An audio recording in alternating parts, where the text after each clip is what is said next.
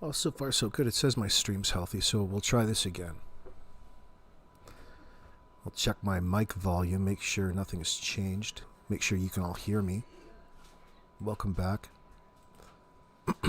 Had to stop my last stream because of the quality that was coming through. There's no reason for it in such a fantastic and advanced gaming system as I have here in the hideout. Princess Pillow, good to see you. Here, me and Justin came back here to the trailer.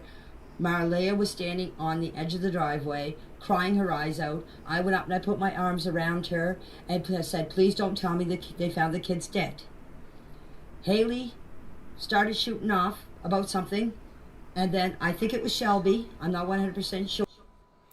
Ooh, notice that term, shooting off. That's the same term that somebody used in my comment section this morning when I put old Kent on blast. And it was his cousin. Oh, you guys are all talking the same. Shooting off? I'm not shooting off, honey. I'm calling your bullshit out, baby. We're going to make this slap fight happen. What's going on, Just a Clapping Seal? Thanks for joining. Thanks for coming back. Thanks for taking interest, spending some time here on this fantastic podcast. It's been around for God knows how many years now. It's not a podcast, just me sitting here talking to you. But you know how I like to talk to you. In a naughty way. I like to talk to you in a naughty way.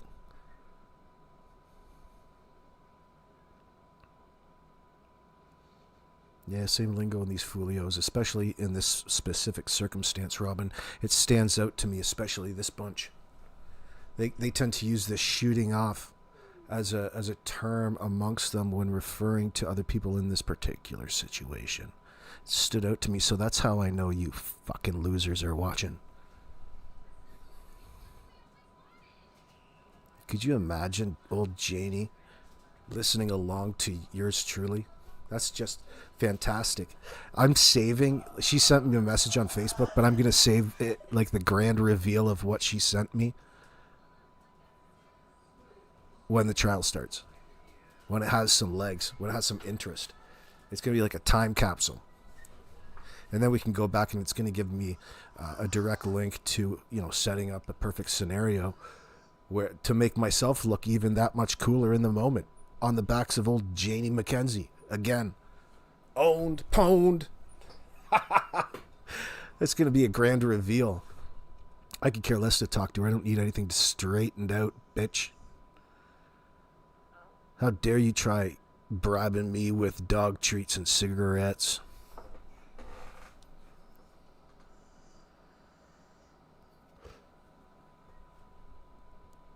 What's up, Fire Horse? We're going to go over and take a look at, well, the fence. Some of Janie's carpentry skills at work because you're fucking stupid because you must not know anything about carpentry then. Her excuses are so funny. So juvenile. What is the purpose of the fence, do you guys figure, in the first place? What's the purpose of this fence exactly, guys? It's certainly not to make the place look better. It's certainly not for privacy. It's just a tweaker project gone awry. And by this time, next year it's going to look like shit. The year after that, it's going to look like shit. You should see in some of these snapshots some of her handiwork in the background. That's what we're going to focus on a little bit throughout this. We're going to pick it apart. You don't even have to. I'm going to press play here. I'm going to mute that. We'll press this for a second here. She started shooting off. I ordered them off my property. The police or the RCMP came and asked me what was going on, if there was a fight. I said there was no fight. I just ordered them off my property. He took me aside. He has it all video cammed. He took me aside and asked me what happened. I said, Malaya, exactly the same thing. Malaya called me. I came back here to the trailer. I thought the kids were dead. Then Haley and this other girl, I think it was Shelby, I can't be 100% right, started shooting off. I told him to get off my property. He asked me what the altercation was about. I said I didn't know. I didn't listen to them. I wasn't fighting with anybody. I told him that the most important thing was to find. I don't know about you guys, but when I do my woodwork, I have any excuse to break out my compound miter saw, make some joints, make your structure more stable, more aesthetically pleasing, easier to bond together, stronger in the end, quality. Take a look at the fucking hack job on the lower part of this gate, or so-called gate, that board going, at a 45. More like, what is that, a 60-degree angle? Who knows what kind of fucking angle that is, but we'll go 45 across there.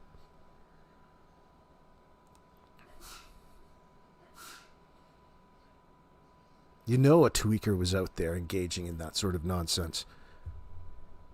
It looks like he's got a... Oh, no, it's not joined. It's just butted up against each other on the bottom.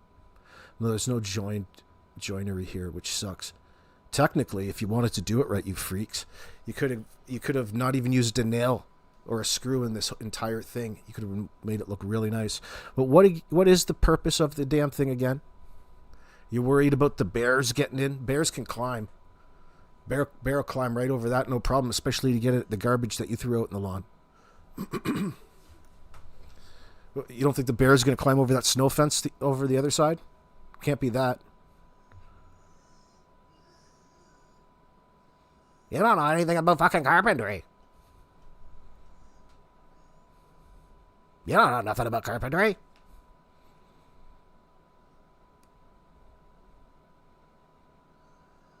What is the point of the fence there, Janie? There was something going on. It was a way... First of all, you could probably put that up in an afternoon.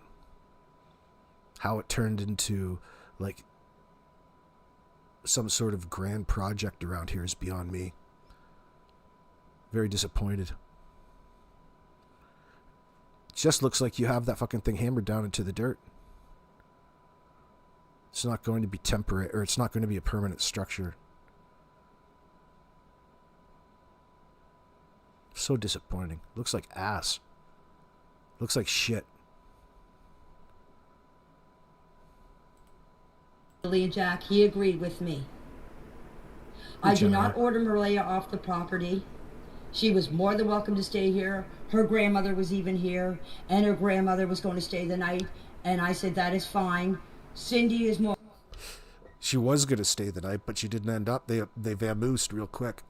When you started getting violent at the end of the driveway, you started acting all fucking weird. You started tweaking out just like they were accusing Daniel of. Sucking on the glass stick. It's probably true, Janie. I said Cindy's more than welcome to stay here, so I did not order Malaya. What the hell does that have to do with fucking anything? Woulda, coulda, shoulda. All of these things. It's like a replacement for really being specific about what it is she's talking about. She reverts and changes to taking up that space with woulda, coulda, shoulda things.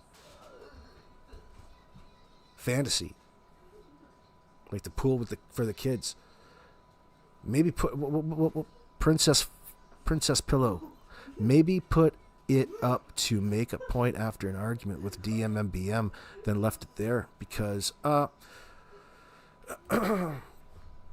people need projects around the house to keep themselves occupied and busy. Maybe it was something like that. Maybe she thought it looked better.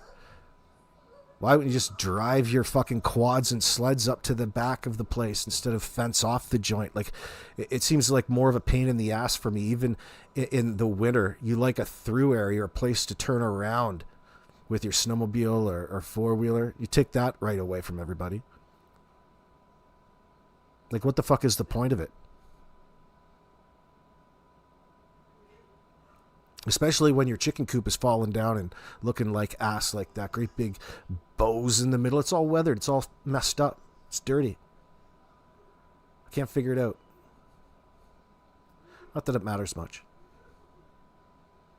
But it tells you the sort of mindless shit that goes on over here. Oh, we got a building fence out here. You're not building a fence. You're fucking building an eyesore.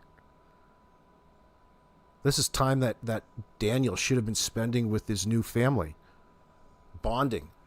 But instead, he did the exact opposite because he realized that he made a mistake. Some days he's just got to get the hell away. I'm going to go out and work on the fence for hours on end. It gives me an excuse to spend some time out in the woodshed and rustle around with all of the crystal in my pocket. Get high. It's like he does in the woods over at Wade's at Easter.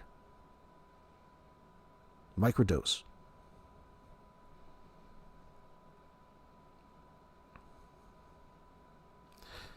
This is a bit... am I quiet? Hold on, let me go check.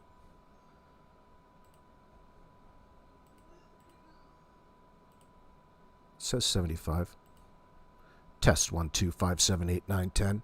Kent, you're a douche. Yeah, that sounds good. Off the property. What went on after they left, after the police left, and after they went to this briefing, I do not know what happened. I stayed here. I stayed here, and me and Justin went back out on the bike. So whatever happened after Haley and this other girl left, I don't know what happened. I was away with Justin on the bike. So you have to get all your information from Daniel and Malaya about that, because I do not know.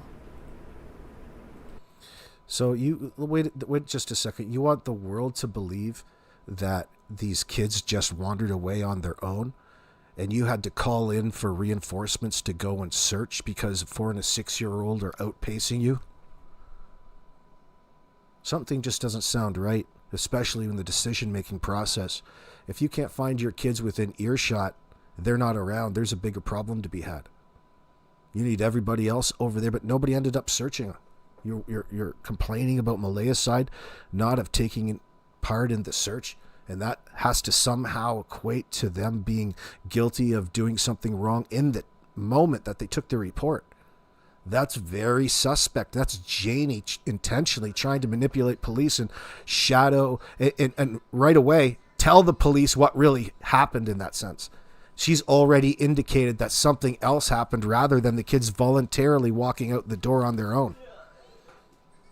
How many more times do you want to do that in the moment there, rookie?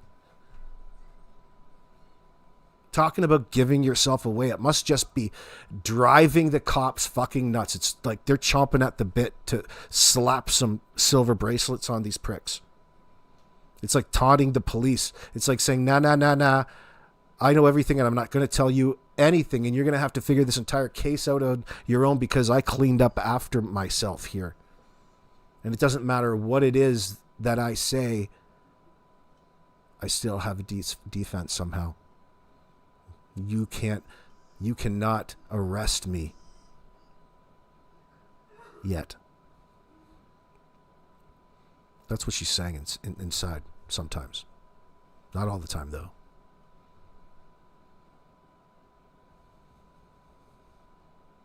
And even Earl freaking out Jen Nova. People searching for Jack and Lily. Yeah, he's a little protective of the middle of the fucking road, isn't he? Come at me like that, boy, and it would be an instant slap match. Probably would have bit your nose off. Is that man enough for you? Was that man enough for you, Earl? Biting the nose off your fucking face?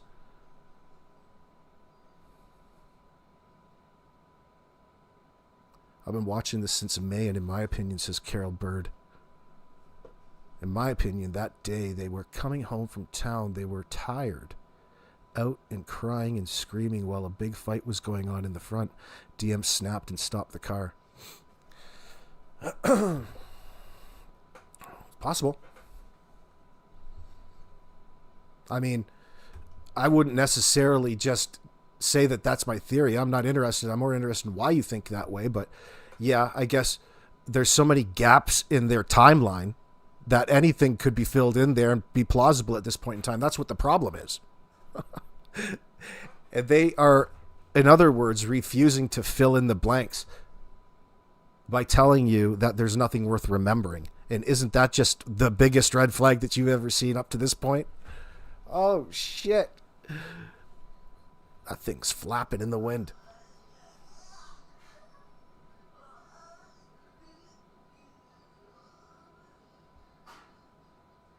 Helicopter Grandma, AV, can you play where the interviewer tried to open and close the patio door? She had a hard time. Let me tell you something. That's not exactly a home with a foundation there. That old trailer's on flat tires, maybe blocks, but it's off centering, so cockeyed that you open and close that sliding door, you're going to feel it throughout the entire house. You know when somebody opens that door. You know when somebody closes the damn door, especially when it's around 0 degrees outside.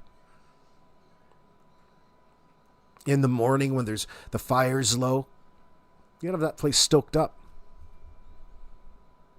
Maybe it was stoked up all night because Daniel never goes to bed. I'm across with...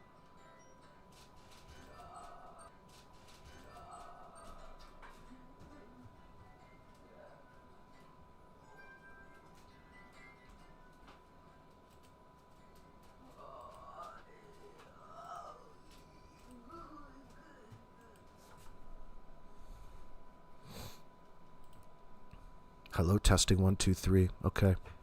Yeah, it's buffering now for you. I saw in the background. Now it says it's healthy. Oh my God. Yeah, there's something going on with the connection. Might not so much be me.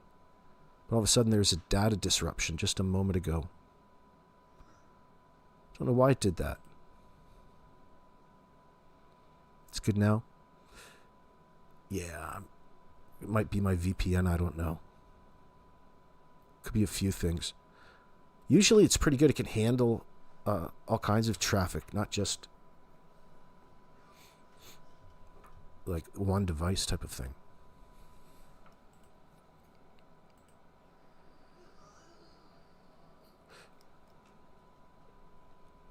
We'll be patient. We'll be patient. Helicopter Grandma, the walls are paper thin in your opinion. They could hear Jack and Lily in the kitchen, but didn't hear the patio door open, whatever. Exactly. Listen, you got to be really skeptical, Helicopter Grandma, that the kids even made it back and were even there on Friday morning. They were probably plenty out of the house, what would, by time-wise, be late May 1st into May 2nd, around that time, if they even made it home.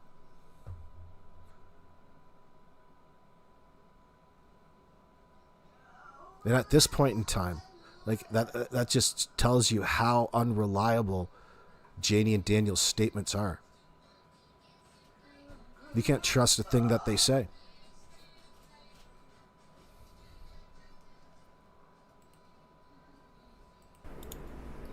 And I'm going to clear up this thing about Belinda. Belinda said that she came and she said that I was crying and I blame myself for it.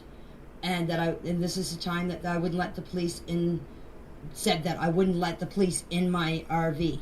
Well, the reason why I was crying, Belinda, is I blame myself for not getting up that morning and seeing the kids. Because whenever they're outside, I'm usually out there. For not getting up and seeing the kids, but somehow she's replaced it with hearing the kids as her alibi in all of this, but somehow not seeing them. She's identifying a big key difference there. There's something not right with this little process that she's expressing. But it's centric totally around Belinda and the highlight of the contradictions early on in the case that she pointed out. Especially her dog, Lindy, you're right. There's been a couple of things, if I can remember. I just can't remember off the top of my mind now.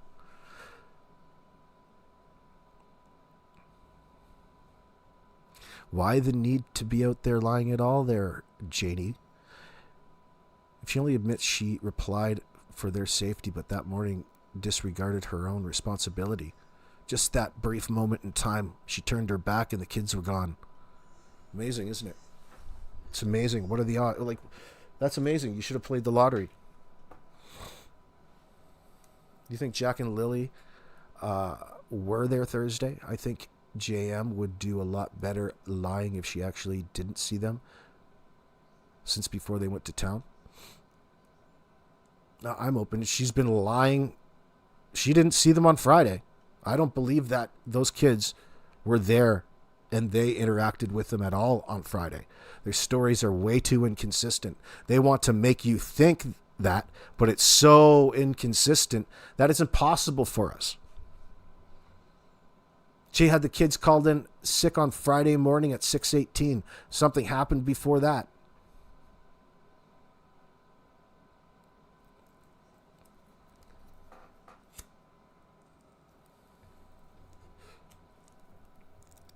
What could have happened to two children? What evil could they have brought upon themselves? None. It was brought upon them by those who held resentment towards Malaya at that point in time.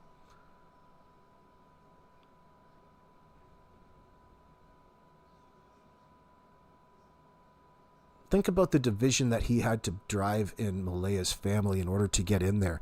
You just meet this girl for 2 weeks, you move yourself in, gaslight the fuck out of the place, then you end up moving out when they tell you to get the hell away from their granddaughter, their daughter. You take her back to the farm. You're moving into the farm, are you? This is the farm we're looking at right now. This crime scene. It's not a farm.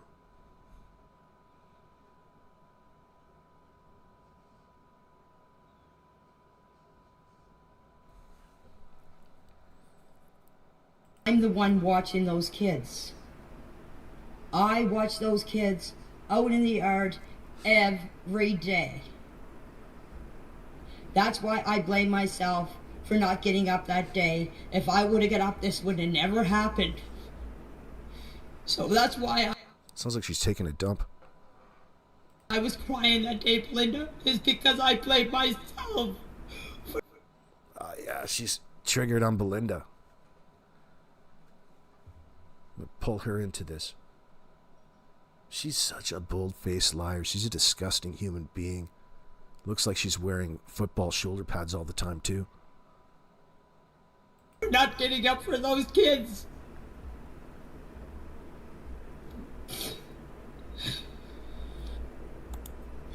And I'll tell you something else, and I don't care if you believe me or not. I would never, ever, ever let anything happen to those kids. Shut your mouth. Listen, helicopter grandma. Janie was the person that used the back door the most. From living in the RV to going and using the kitchen, got her head in the refrigerator. She doesn't have all the amenities out there in that piece of shit. Okay, she's coming in to take a shit, have a shower, have some warm water. They lock that back door. Janie's going to be furious. That back door is open at all times so she can slide on back up in there and use the amenities whenever she needs. Middle of the night. Maybe she's having some problems with her bladder. She's having problems with her mouth. Does she ever wear a different top calling Tumu hotline? Adele, I would think so.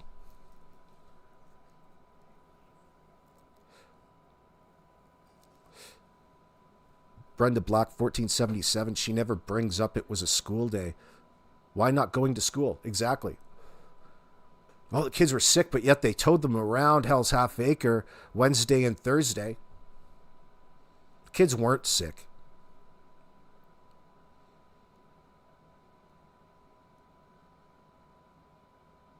They're probably in one. They had a PA day on Wednesday and set their schedule off. They were probably partying hard. Stayed up late. Up all night.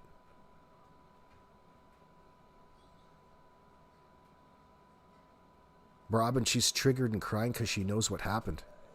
And may be partly responsible in your opinion. You're right on the money.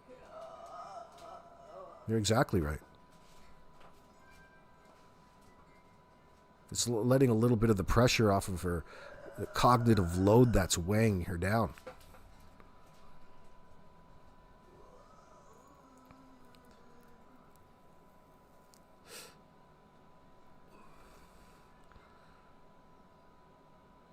Well, we don't know, Annie. I have a hard time believing it, but we don't know about this dog.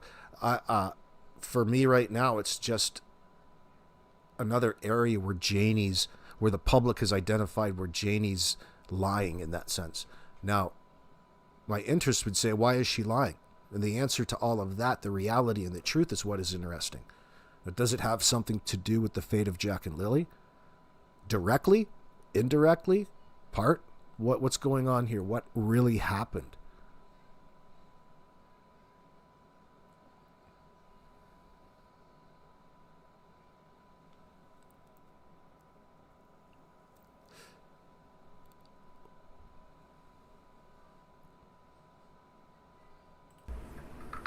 I watched them for 2 years. I seen them day in and day out. You seen these two kids day in and day out, and you moved into that RV in the driveway because of them. She said this. What went on between Malaya and Daniel has nothing to do with me. I live here in the camper. They live in the trailer. So already, whatever it is, you would probably think it's coming from some sort of conflict between Malaya and Daniel. She's identifying it even by talking this way. She's got nothing to do with whatever goes on between those two. Isn't that kind of telling you? I'll just drop the kind of. Isn't that telling you that there's something to talk about in the first place? Absolutely.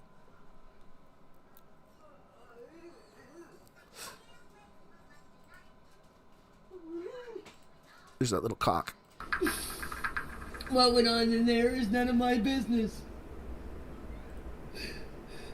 And when you have to call your kids or Jack and Lily's mother and tell them that Jack has his boots off and Jack has his coats off, does that tell you that Malaya was watching the kids? So don't come down on me because they weren't my grandchildren, but that I do.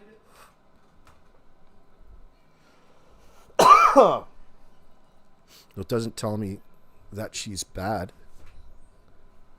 You could look deeper into that. Why do they keep talking about the kids being outside without their coats off? Aren't they signaling that they're insinuating that they're at risk for exposure? They're at risk of what? Catching the cold? At risk of what? Dying? Yeah, they're at risk of dying, essentially. That's what you're trying to say, isn't it? But she's, in doing that, she doesn't say anything. Does that tell you that she's a very good mother? It depends. You're not really telling us anything to begin with. You're trying to make it look as though she's a bad mother in a way that's not quite making sense. Yes, specifically, Robin, they're not my grandchildren. It has nothing to do with her. It's not my grandchildren. This is all Malaya. She's already laying out her excuses in that sense.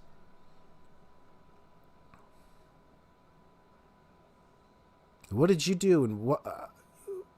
No matter what, is it important right now that we? It's not important for the time and justice.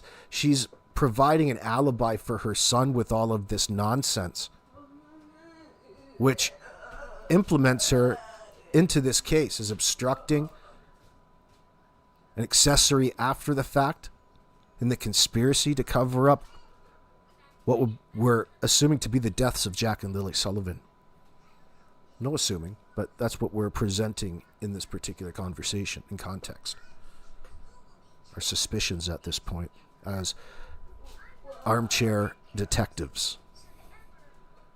First Lieutenant. Squid, what's going on? Eyes are closed, but she's still staring at you, AB. She's like the Mona Lisa from hell. Janie's so ugly in that sense. And it doesn't have anything to do with the way that she looks. She's ugly on the inside. She's fugly on the inside. She's got a nasty personality. Why?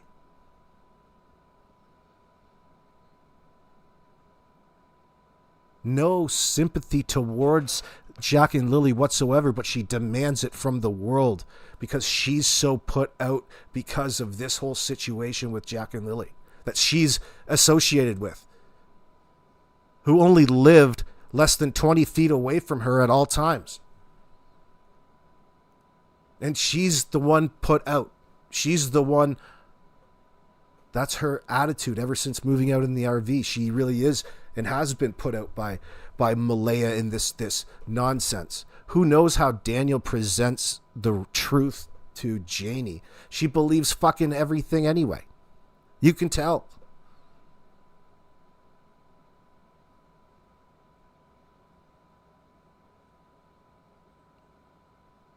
Hers aren't dilated. They're pinned, Wolfie. The opposite of dilated. Dilated is like your asshole after your boyfriend gives it to you. Your butthole would be dilated, looking like you could fit a toonie in there, a gerbil, a whole gerbil. Not you personally.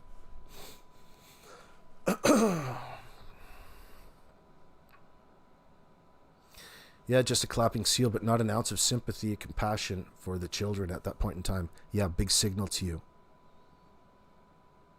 She really dives into this woe is me routine. Oh, look at... Oh, she's just so terrified. Terrified to go out into her front yard because the two people that pass her house every day might think something differently of her, other than the shit that's strewn about her front yard and backyard and all of the shit that's going on around there.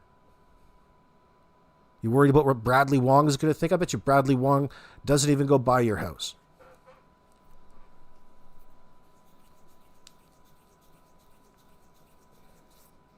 You guys are so intimidated by his statements. They're your real enemy at this point in time. And you can tell by your just utter denial of 2 eyewitness accounts contradicting what you told the RCMP. You didn't see that coming. There's no possible way they saw that coming.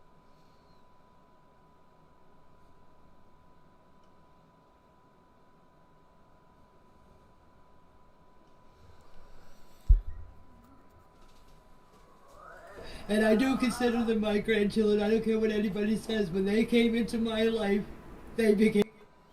So she just directly contradicted herself right there, didn't she? She slipped and then she stopped. I got no sound again? Part of my family. So if people doubt that, then they don't think very much of me, because I'm not that kind of a person.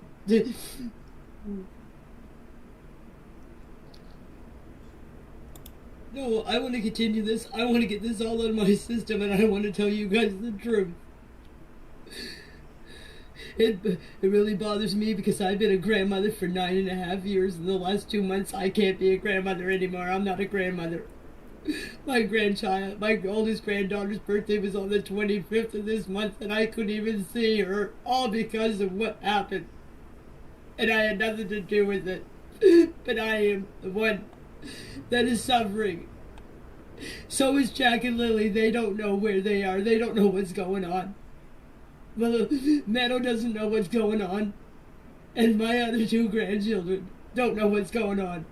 I watched my oldest 2 grandchildren play with those kids for the last 2 years. And now they don't even know what's happening. They don't know what happened to Jack and Lily. They don't know where they are.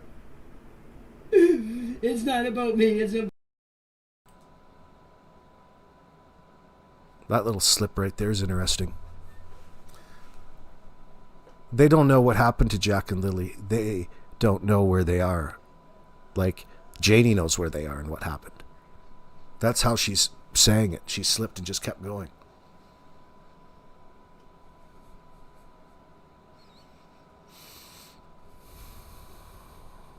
Why do they all have to say they're telling the truth? If you tell the truth, Robin says, you don't need to say you are. Exactly. You don't have to. That's part of the convincing. Their storytelling. You could even consider it neurolinguistic programming in that sense. But you don't need to put any technical labels on this. This is a really juvenile lies they're trying to impress upon people. They're really saying to you that we are recognizing that our excuses in this scenario don't make sense. And they're not going to make sense, but please believe me anyway. I'm sorry, we're just not going to be able to do that as a society. I don't have to pretend to speak for everybody. It's not really up for debate, Kent Durwood. That time is past. That ship has sailed. And wouldn't you know it?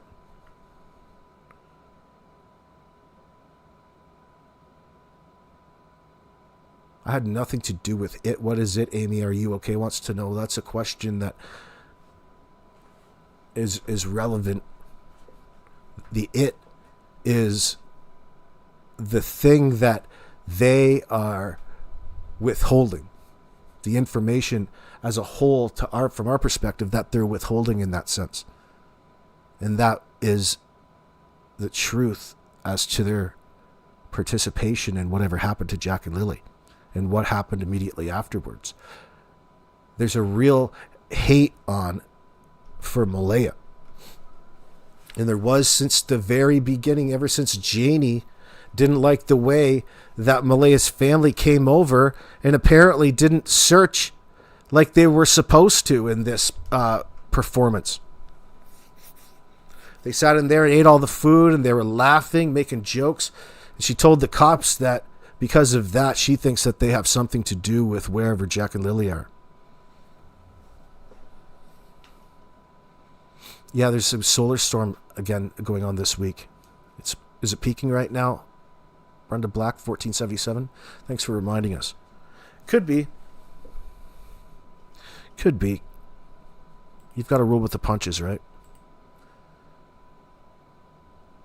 Usually I think it's something that I forgot.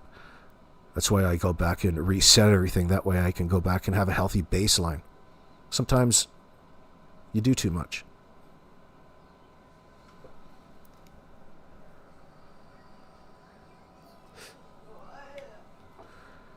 Jen Nova, listen, they have to have the laser listeners on these people. Set up maybe some parabolic microphones around and run surveillance on them and see about the things that they talk about. All of the things that they talk about in the background would be very interesting.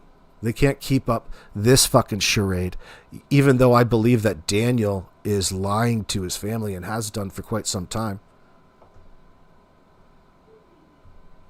But there's more to it. A lot more.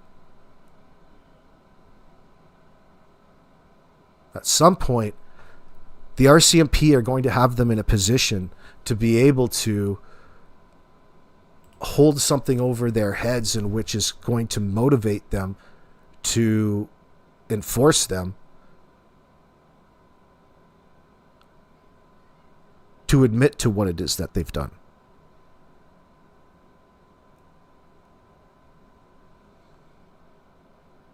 And they can try taking these secrets to the grave, but it's not going to work.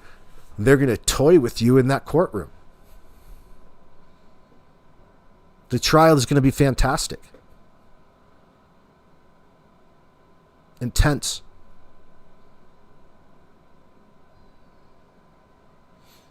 Janie has nothing to lose? Well, yeah, for somebody seemingly who doesn't have anything to do, JM221.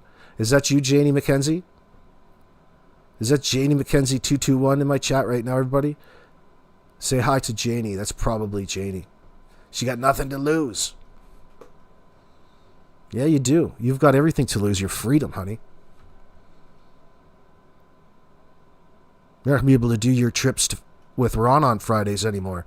You're going to be taking your trips to the bathroom. Maybe get a prison wife. Have date night with some commissary with some ramen noodle girlfriend. Play a little chess while they throw some Kool-Aid tint in your hair. No, you're not Janie JM? Okay. I could be so lucky. These were secrets they were going to take to the grave. They wouldn't be running their mouth like a freight train on social media. Yeah, they have the need to maintain their lies at some point. People are up in my comment section talking about how Janie and Daniel quit Facebook. Is there any truth to that? Have they dipped out yet?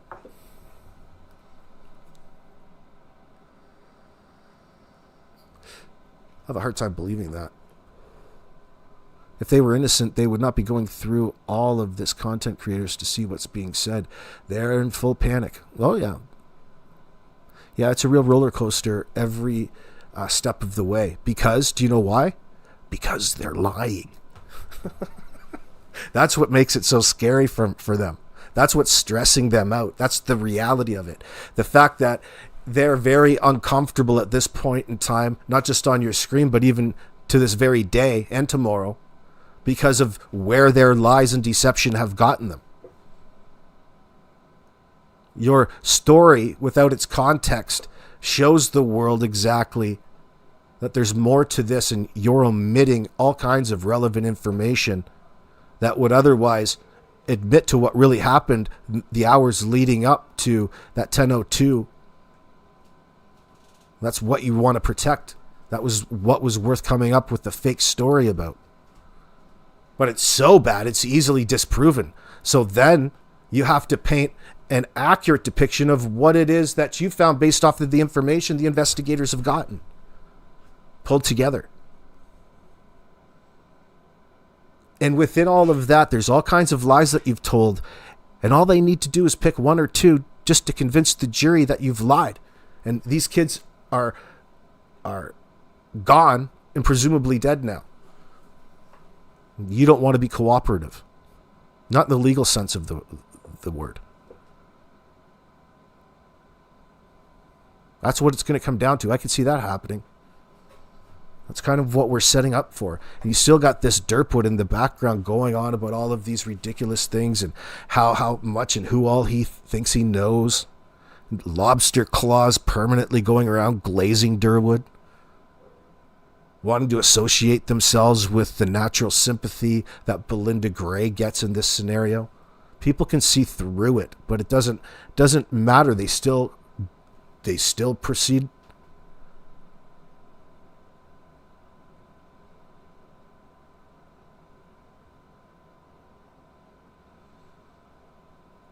She doesn't make sense. She sounds like a fucking idiot. She sounds deceptive because she is being deceptive. And it's not because she's a genius. It's because she's a fucking idiot.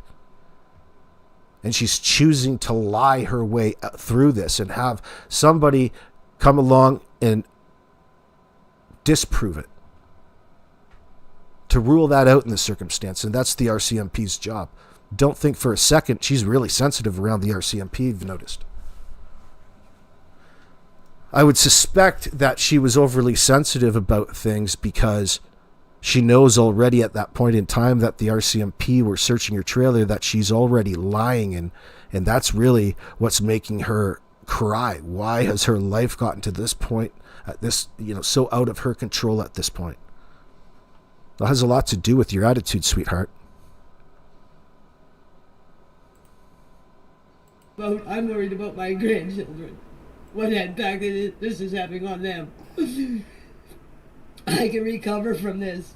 It's going to take me a long time. But just think what the impact has on my... There's another funny admission right there, isn't it? I can recover from all of this. It's going to take me a while.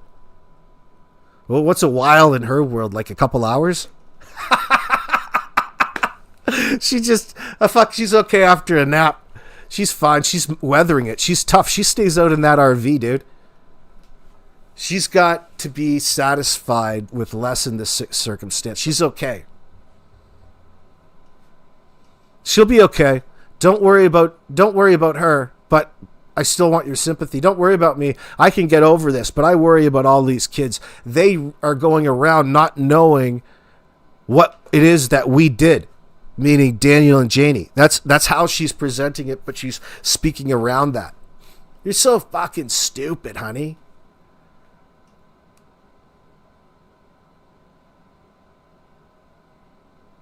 That's the level of desperation. But then when you start recognizing patterns, people get fooled and want to associate that with some sort of genius.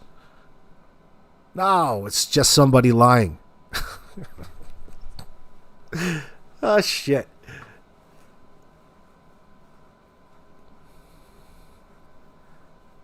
Yeah, when you don't care, it would be easier to get over it. It's amazing to me how she can sit here and contradict herself successively for so many times. Like, that's 3 in a row, 4 in a row right there, where she says like the exact opposite things. It's not my problem. They're not my grandkids, too, but I considered them my grandkids. Almost correcting herself in the same statement. Holy Hannah. I still think the kids didn't make it back from Patty's, and Daniel's staying outside with the kids till Malaya come back to give Patty her bank card. Lori Green, that's cool. I mean, I'm open. I'm open to whatever. I know what it is, what we don't know, and I'm happy with that and being able to talk on it. In that sense, I'd rather recognize what it is that we personally, publicly don't know, so you can accurately understand what it is that the RCMP probably do. And beyond, right? So you have to assume that they have access, or they've had more information through interviews in that process. It's easy to see that they're lying. Why is it that they're lying in this circumstance? It would only have to do with the fate of Jack and Lily.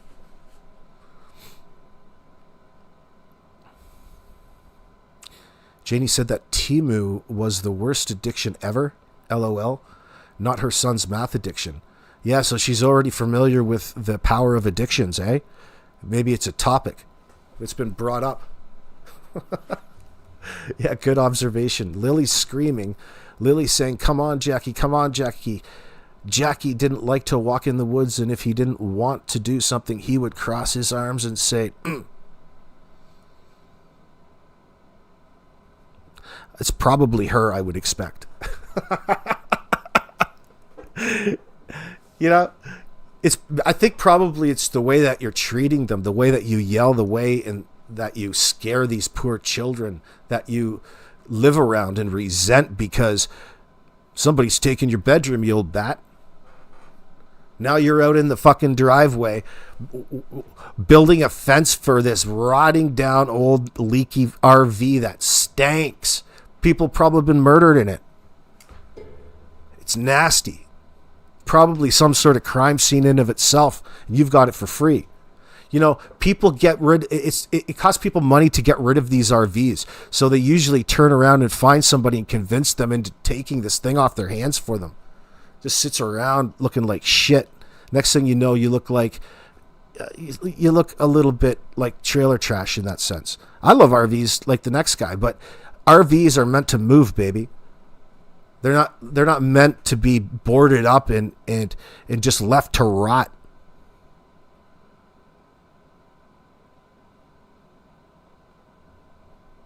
My grandchildren and Jack and Lily. How much it's hurting them.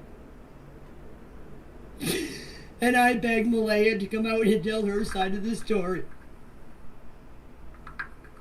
So there we go again. Answer the questions. You've begged Malaya to come out and tell her side of the story, as though there's different sides to the story here, as though going back to this initial story that you called the RCMP with, about the kids wandering out the door, possibly being autistic and known to wander, has changed so drastically. Now there's sides to all of this that they're introducing, right? Further indicators that this individual is filled with guilty knowledge, and of course we're not fresh to this, just pointing out the highlights in the scenery here. That we can't. I begged her to come out and talk for the sake of the grandchildren, for the sake of her children.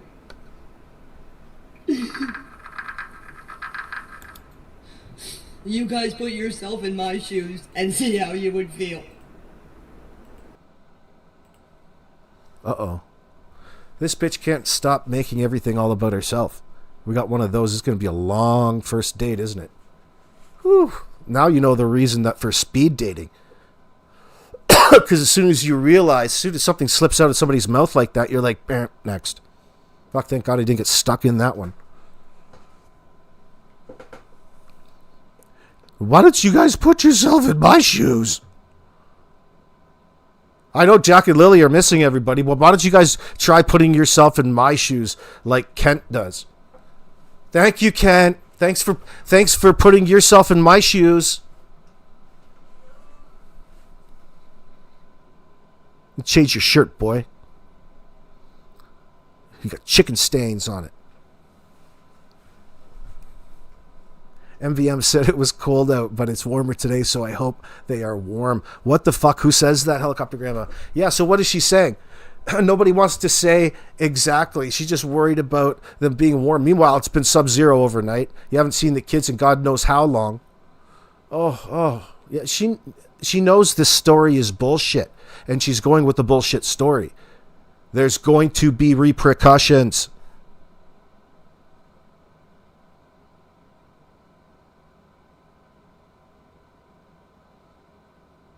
Oh, gee, Callie. I couldn't be in her shoes. I wouldn't cover up something my son did to somebody else's kids. Yeah, there's just some lines that you don't cross. And that's harming children. And what's the first thing that she does is assist the suspects. Unless she's got to be directly involved in it, perhaps. She's bonded to that rather than be in a position to snitch him out and say enough's enough and do some parenting in that situation, something that she's never quite gotten used to. He's always been ignored from her.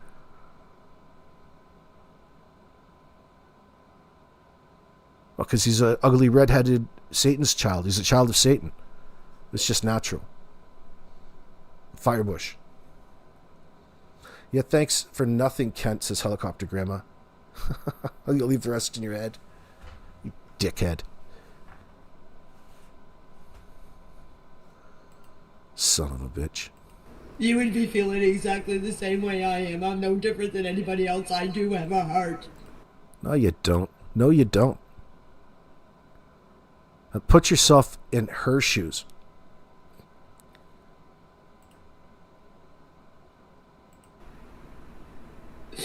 And I'm not standing up for Daniel, and I'm not standing up for Malaya. I'm standing up for myself. Yeah, we hear that. I told you everything that I know, and I told the truth. If you want to give me a Bible and swear it, I will. It's amazing that the only statements that they give all mimic this same story that goes nowhere, has nothing to do with the kids. It just has everything to do with where the other person was at any one point in time. And they all seem to have been recognizing that the other ones were drifting in and out of sleep.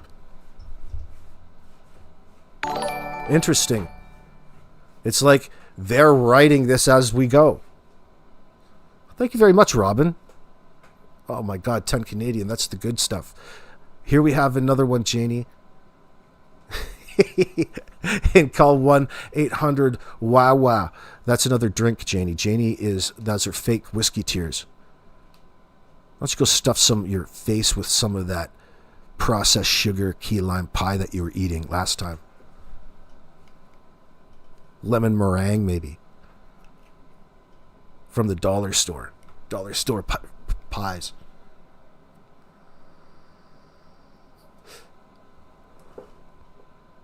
JM, you don't have a heart. You are a negative woman who didn't care about Jack and Lily. Man, there's no hiding that. There's no hiding that. I would go around the world for my step-grandchildren and grandson. Yeah, especially if there's kids on your property, you tend to develop a fondness for them, I would assume. But it seems like there was no interaction between the two. There is, even on that small property, a divide between the driveway people and the trailer people. And old Danny was being used by both sides. He's pulled in between, and you don't do that to a tweaker and expect them to be stable. You could see how hard Janie is on the situation, reminding them every 30 minutes of just how generous she is. Emotionally blackmailing them or extorting them emotionally. I think Malaya knows exactly what took place. What mother would not search and remain there till her kids were found? Yeah, exactly. Listen,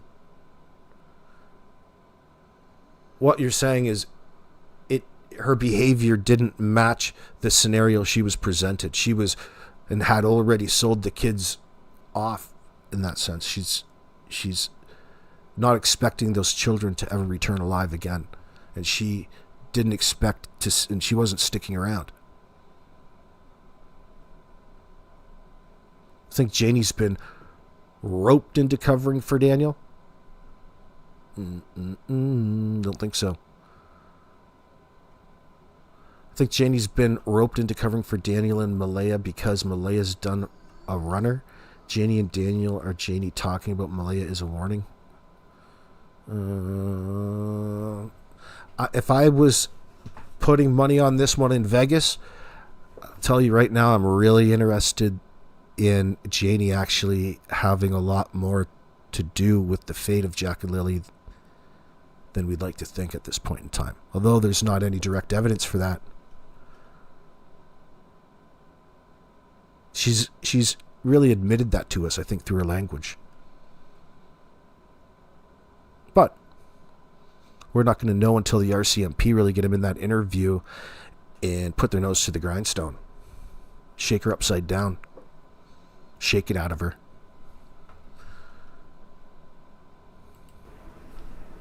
And besides, what would I have to gain by doing something to Lily and Jack? It breaks my heart I can't see my grandchildren. It breaks my heart because I don't know where Lily and Jack is. And look at poor Meadow when she's going. I don't know where they is. I don't know where they is, but you know where they are. Through, she has no parents that are together anymore. Meadow has no parents that are together anymore. That's probably a topic that's come up from Daniel, I would expect. So I wonder if what Janie just said there was something that Daniel used against Malaya and put that all on her as a tactic to try to get her to stay in this one-sided relationship that he's been fostering all of this time. This relationship is all meant to really serve Daniel. Nobody else. Malaya gets absolutely nothing out of it. In fact, she loses. She's like paying to lose all of this money that's meant to help raise her children. And she's not in a strong financial place to begin with. She can't afford any of this. She can't afford to have any parasites leech onto her and suck and live off of her and bang her every night and walk around and it not get better. Now, Daniel's preoccupied with his mathematics addiction. Things aren't going to change until he changes. You guys just don't understand. I wish you were in my shoes. Being played for something that I had nothing to do with. You guys just don't understand. I wish you were in my shoes. Being blamed for something that I didn't do.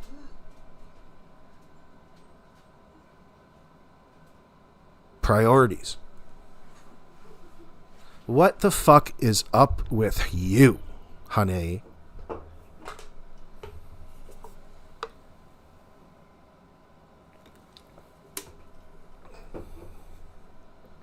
It's like she's trying to challenge you, psychologically challenge you with reverse psychology, and it's just so bad. It's so juvenile and childish. I'd love to just include her in this slap fight rotation. I'd even do her with my left hand. DM moved in with MBM at Patty's because he saw the money. Yeah, a little leak in, keep the crystal coming through. Money is the root of all evil, and he screwed up, and here we are today. Absolutely. They also took advantage and stole from Patty and the hand that was feeding them at that point in time. They really violated trust. This was going nowhere. And old Janie, she doesn't even trust old Daniel with their four-wheeler. Ha! I wouldn't let him drive my four-wheeler. Well, why wouldn't you? Like, it's so bizarre to hear an old woman be so possessive over a shitty four-wheeler. My prized possession. At least you're proud of something. Living in that fucking RV. Living in that damn RV. You hate to ask this, but did anyone check if DM had MBM start an OnlyFans account? Wouldn't surprise me if he did that. Well, actually, Daniel started one for himself. He's so in love with his goddamn self.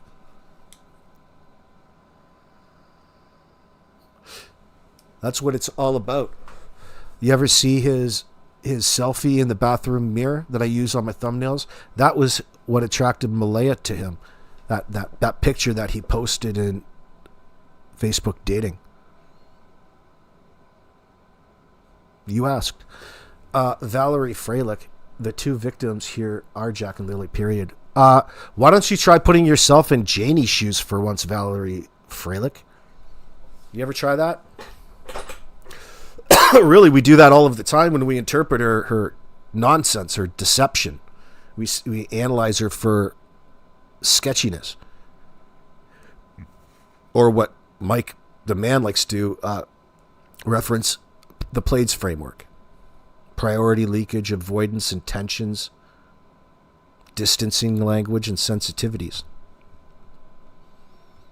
It's fantastic if you're into it, because these are the types of situations where you use it all the time. This is the type of individual. You don't necessarily have to use it on your mom's or your grandma. It's not like that. You use it when there's deception at hand.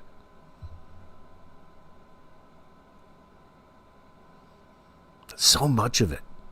And they're so covert and out there and really pretending that they're key participants in all of this, and they're so concerned for Jack and Lily that they're going to search till forever until they find those kids, because that's what you do. They're really stretching. They're really trying too hard. They're putting on a performance to distract you away from the obvious. They're doing anything to get the conversation away from what happened. No, what really happened. They're trying to dodge what the inevitable is going to be here for as long as possible. And they're just simply lying and denying. I don't think you could possibly care any less if you tried. You couldn't try or act this way. Right? Could you imagine acting how Janie is behaving towards Jack and Lily? Like, you really have to figure that out psychologically and try to come across as angry as she just comes across naturally towards these two missing children at this point in time. The resentment is off the hook.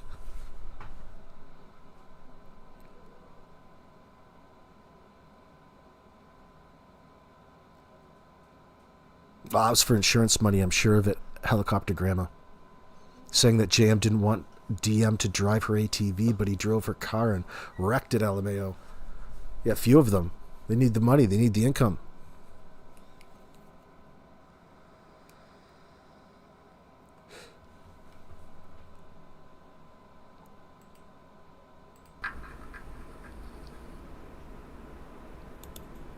Thank you. Now, if there's any more questions, please ask them now, because I'm not staying on here much longer, so get this over with. How many times does she say that in this whole, I think probably about 3 different times. You guys better be nice or I'm leaving.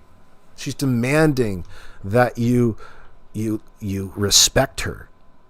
Because you have to. You should. She's a victim. Just put yourself in her shoes. How loud does she have to tell you? Does she need to tell you again and again? Well, she will. Holy shit. It's hard to believe that she's living all by herself out there with a dog in a goddamn RV in her driveway, her own driveway.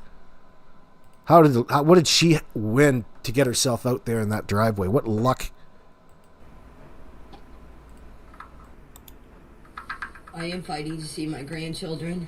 I've already got in the process. How could you hold back from the National Lampoon's Christmas Vacation jokes out there? You're like Chevy Chase's brother in that, Randy Quaid. What's his name in the movie? I'm trying to see my two oldest. And as I said, I'll fight tooth and nail to see my grandchildren. Nobody's going to stop me. Cousin Eddie. Fucking Cousin Eddie.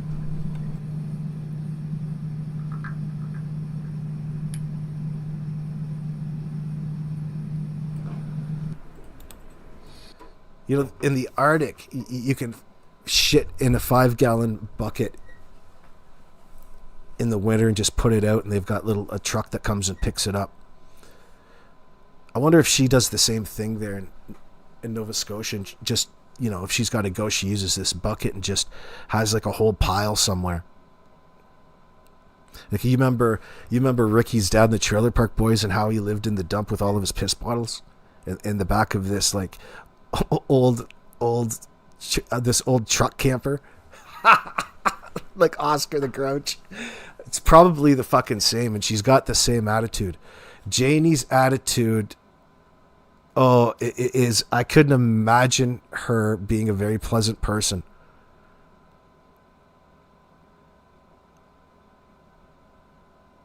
First of all, she had to make the decision that she's moving out to the RV. So it's not like this is just a temporary stay. This is going to take some time, you know, coming with Daniel and Malaya moving in. Imagine that. So really, they had no place else to go. They don't pay any rent. And they're not going to change anytime soon. It's not getting any better in that sense.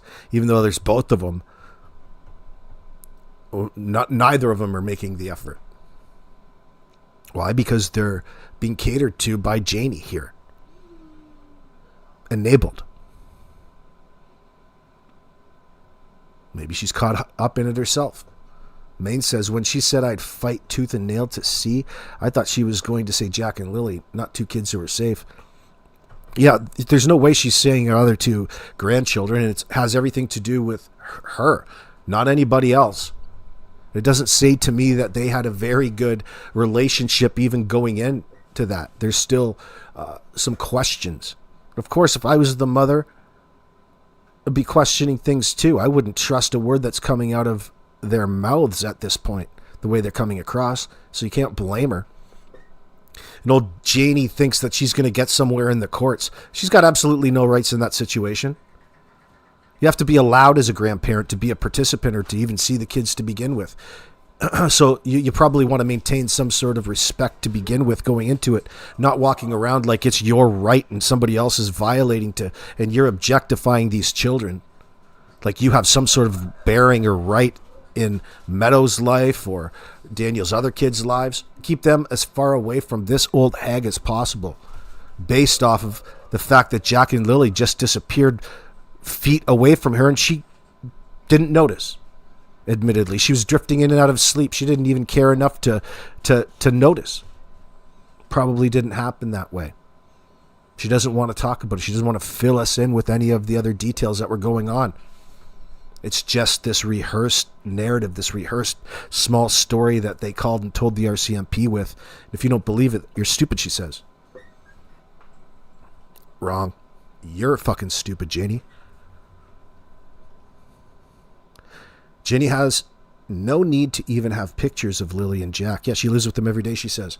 It's such bullshit. They're not... Listen, there's no love lost there. You can tell, right?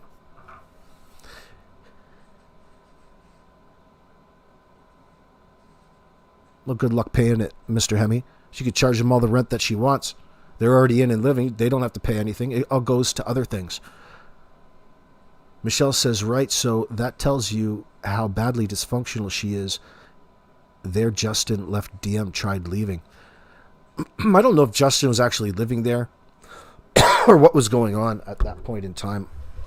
We don't know that. It's interesting that we don't actually know that. You can't trust what it is that you're being told by these people at this point in time. The CPS is stopping me from seeing Meadow because they say it's an ongoing investigation. And I think it's the mother of the 2 other grandchildren that aren't letting me see them, but Well, there's a I'm surprise. taking court action to start starting in the process of seeing them. Taking court action. It sounds expensive. These things, she's not actually taking court action because you're not even got a damn thing that you're going to do except waste your money. Then, if you're lucky, you might be allowed to see them. If that, why you would even be included is beyond me. You got blood on your hands. You got Jack and Lily's blood on your hands in all of this.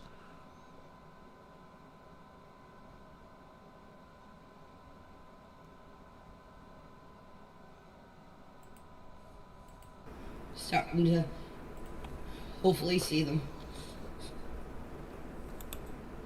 I told the truth, and I will not stop telling the truth until Jack and Lily are found. And my story. Huh. Isn't that interesting? So there is going to be a time that she stops with the truth, and that's when Jack and Lily are going to be found. It's interesting. I wonder what her definition of the truth is. There's only one truth when it comes to what happened to Jack and Lily, and Janie's not even anywhere close. Her language doesn't even indicate that she wants to talk about it. She's distancing herself. When you take the focus away from Jack and Lily and put it solely on yourself, that's what it is that you're doing. Why would that be in this case?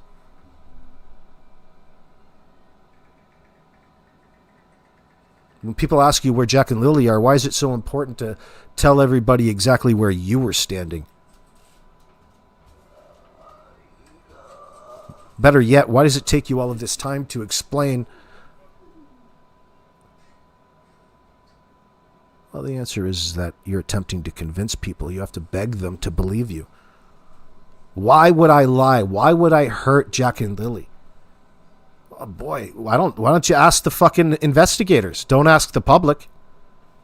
She's really playing that up, isn't it?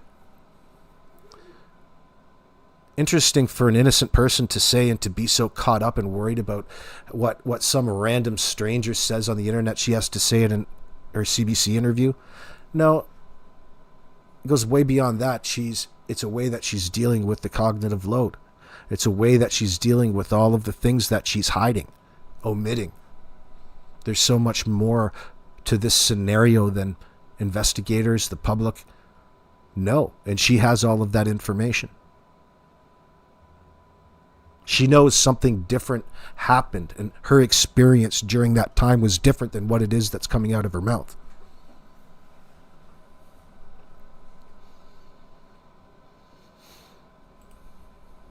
Will not change because I told you exactly the same thing as I told in my interview.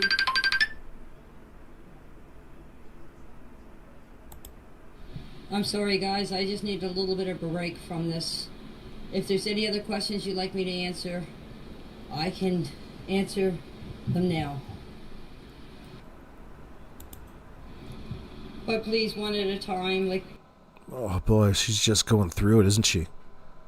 Going on and on. Oh, please. Oh, it's so difficult coming up with these lies because I've got to write them down and my dictation isn't that quickly.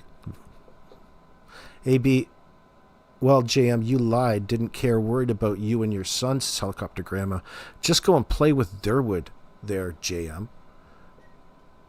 Well, you don't believe in love?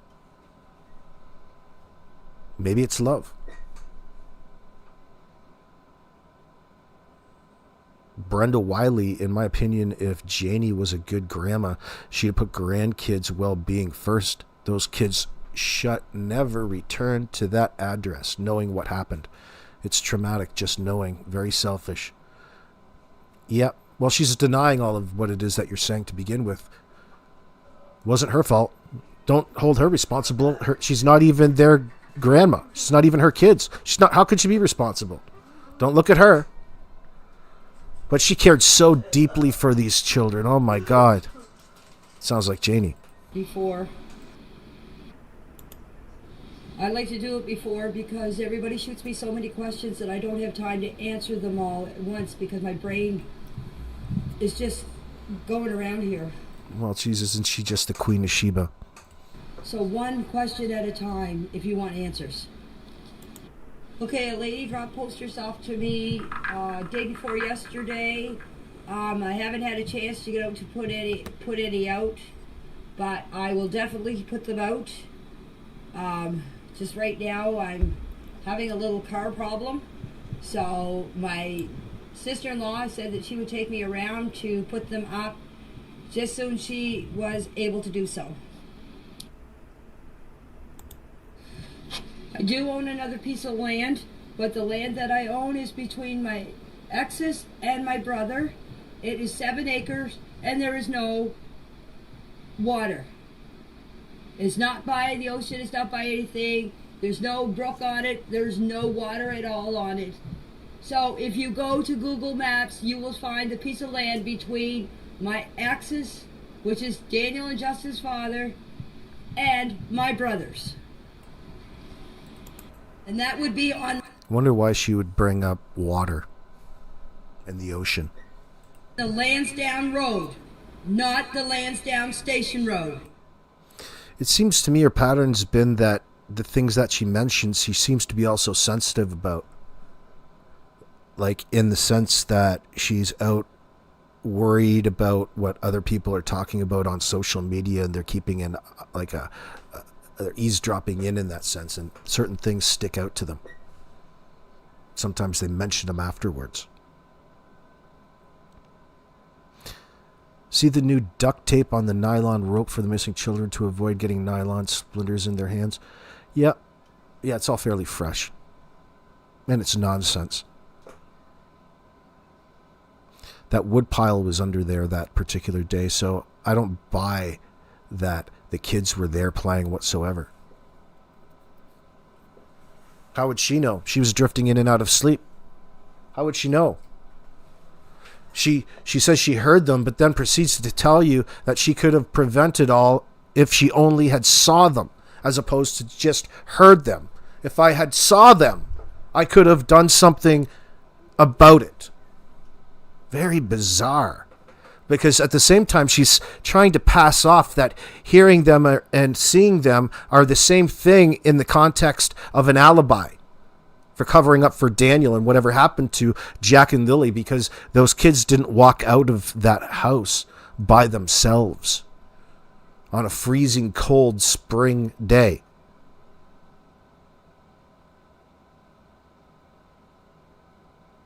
There ain't no food hanging from the trees.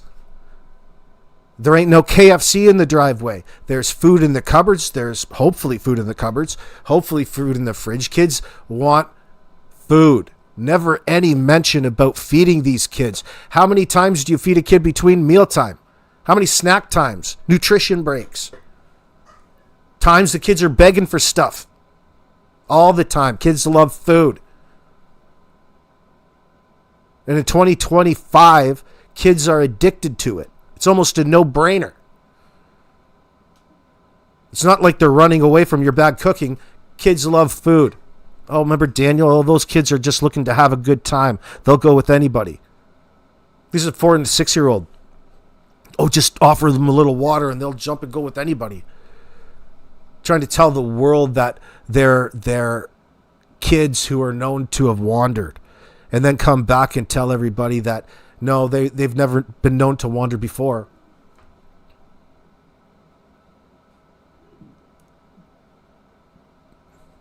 Looking at you, Malaya.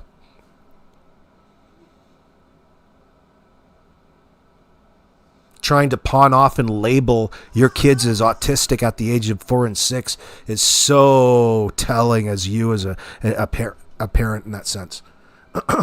You don't even want to go through the process. If you were indeed concerned about something, you would be well into the process. You just want to use it as a label to cover it up for the severe neglect that was going on. And you yourself don't even know the difference. You don't know much. You're not even interested in being a good mother to your kids after being with this fucking knob What is wrong with you moving this fucking guy in after 2 weeks on Facebook dating?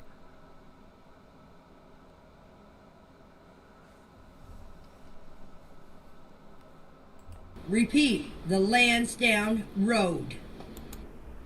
And to correct Haley and whoever else, the piece of blanket was found on the Lansdowne Road, not the Lansdowne Station Road. I cannot answer questions about that blanket because I was not here. Interesting that she's so adamant about talking about a piece of distraction with this blanket that you wanted to be so clear about. You don't have any problem talking about a blanket and insisting about where it was found and wanting to make sure that everybody was straight on it. Why would it matter? Why don't you tell us why it's important to begin with there, you dipshit? Tells me that she knows a lot more about it than she's leading on. Just a bit of a red herring. Helicopter Grandma says malnourished, abused, neglected, and didn't get what they deserved. And here we are. MBM never even met their teachers, FFS. Yeah, 4 and 6 years old, that's very bizarre.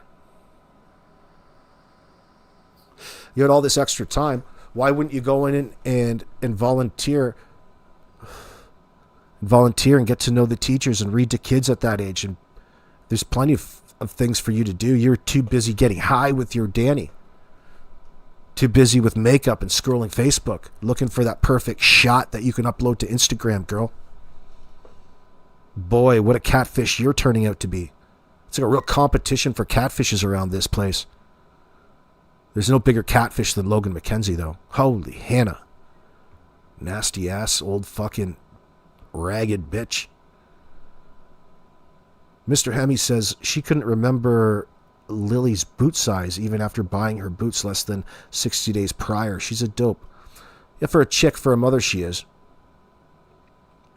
I think my daughter's size 8, by the way. I have to check. Look in the opposite direction of that piece of blanket, in your opinion. Oh, Ginger's mom, listen, it's a good chance that these tweakers are trying to make it seem like the blanket in the tree gave them some sort of reason after the fact to avoid police and hang out down close to the pipeline and in that area. That's what it looks like. Like they're covering their tracks. Like they're making it look less suspicious than it already looks. Yep, every time D&M were getting high all night long, Jack and Lily didn't make it to school, in your opinion, Robin says. It's probably accurate. They'd stay up late arguing into the night, then making up. Janie be out there with her earmuffs on, her Timu earmuffs, not hearing a thing. Listen to the old trailer squeak, the old shocks on it. Bang, bang, bang, bang, bang. You know, maybe there's some aggressive sex. We know how aggressive old Danny likes to be. He's just slamming hole in the bedroom all night long, keeping the lady up. Imagine how noisy it is at like a motel, like in a drive-in motel when the prostitutes get going and there's parties and there's people coming back 2, 3 a.m. and all kinds of noise in that quiet air. Noise travels. Think about what it's like back there in the RV. Oh, Janie, you'd hear everything. You'd hear everything and then some. It's not like you can hide behind some white noise in the trailer after a closed door in your trailer, and you're actually in the trailer, not the RV, excuse me.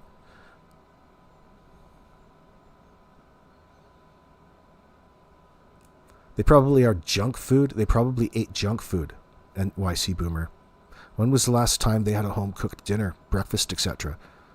Whenever they drove through the drive-thru?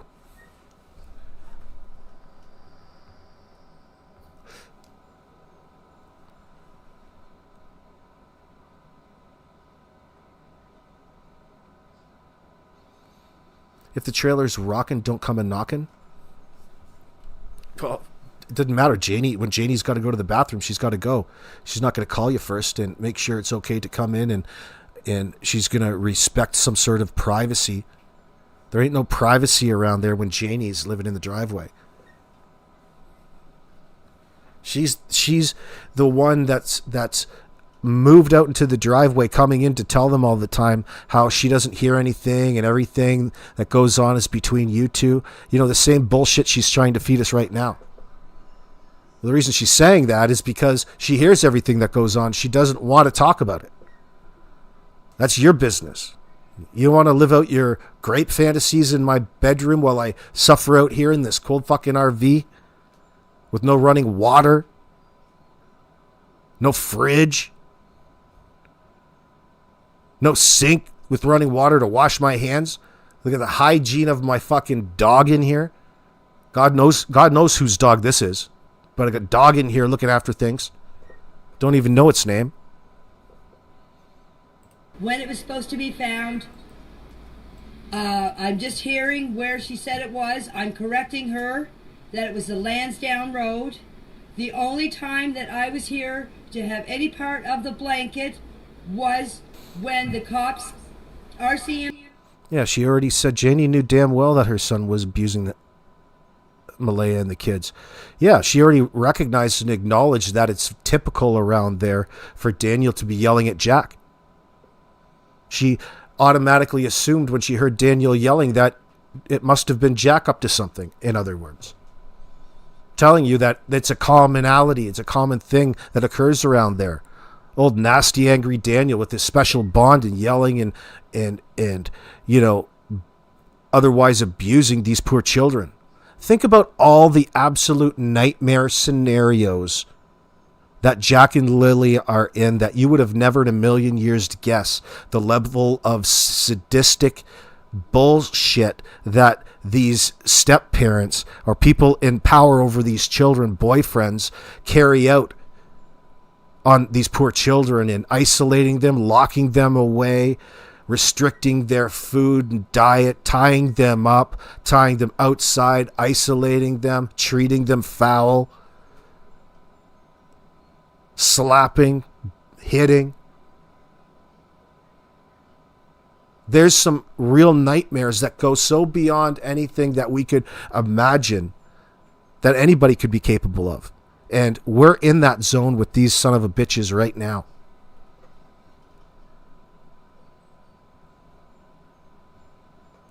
The more that we learn about what Jack and Lily were put through during the past 2 years that they were staying at this hellhole, the more obvious it's going to be as to what their eventual fate was in all of this. The only thing that would be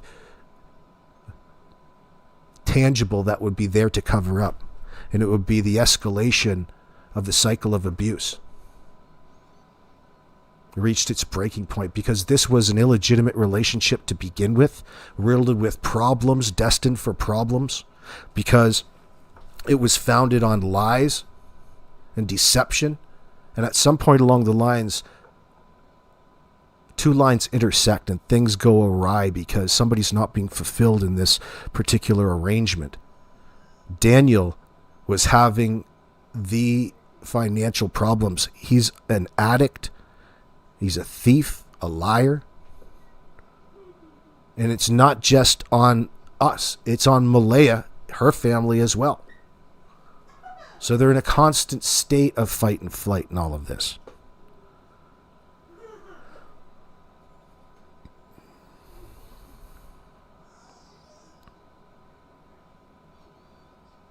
What are you saying, Grandma?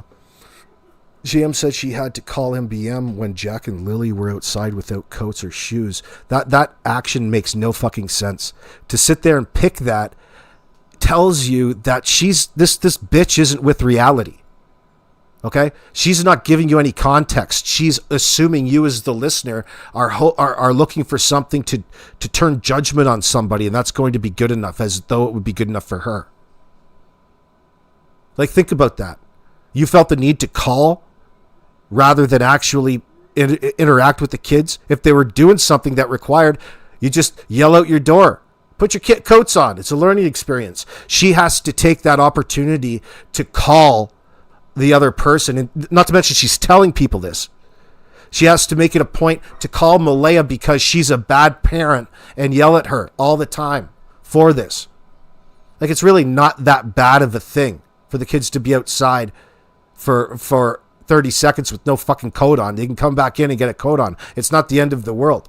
That's what kids do. They get excited and get ahead of themselves. Why does she use a situation to turn around and put it back on Malaya at that point in time? Because she needed desperately somebody to put all of the suspicion on, because nowhere in her mind can she rationally put together reality and not come out of it looking guilty. And she's desperate. And this is what a liar looks like. A liar begs you to believe them. Think about the situation. We're not just talking about a stolen bike. We're talking about 2 children that are missing, that are gone. Almost certainly dead.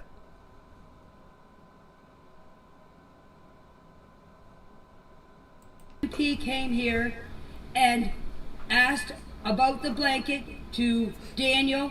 Daniel and Justin did go to the garbage and showed... Think about how much worse their lives and how they were treated were when Janie and Daniel openly talk about how much of a piece of shit they say Cody is. Meaning that what they're doing is disrespecting the kids and saying that they had nobody that cared for them to begin with. Therefore, it was okay to treat them whatever way that they wanted at that point in time. In other words, without regard, without respect, without love. They were unwanted children in this environment. And they were a nuisance. The only reason they were worth keeping around temporarily is because it was some sort of income for Malaya that they could otherwise live off of. That was the only value to Daniel.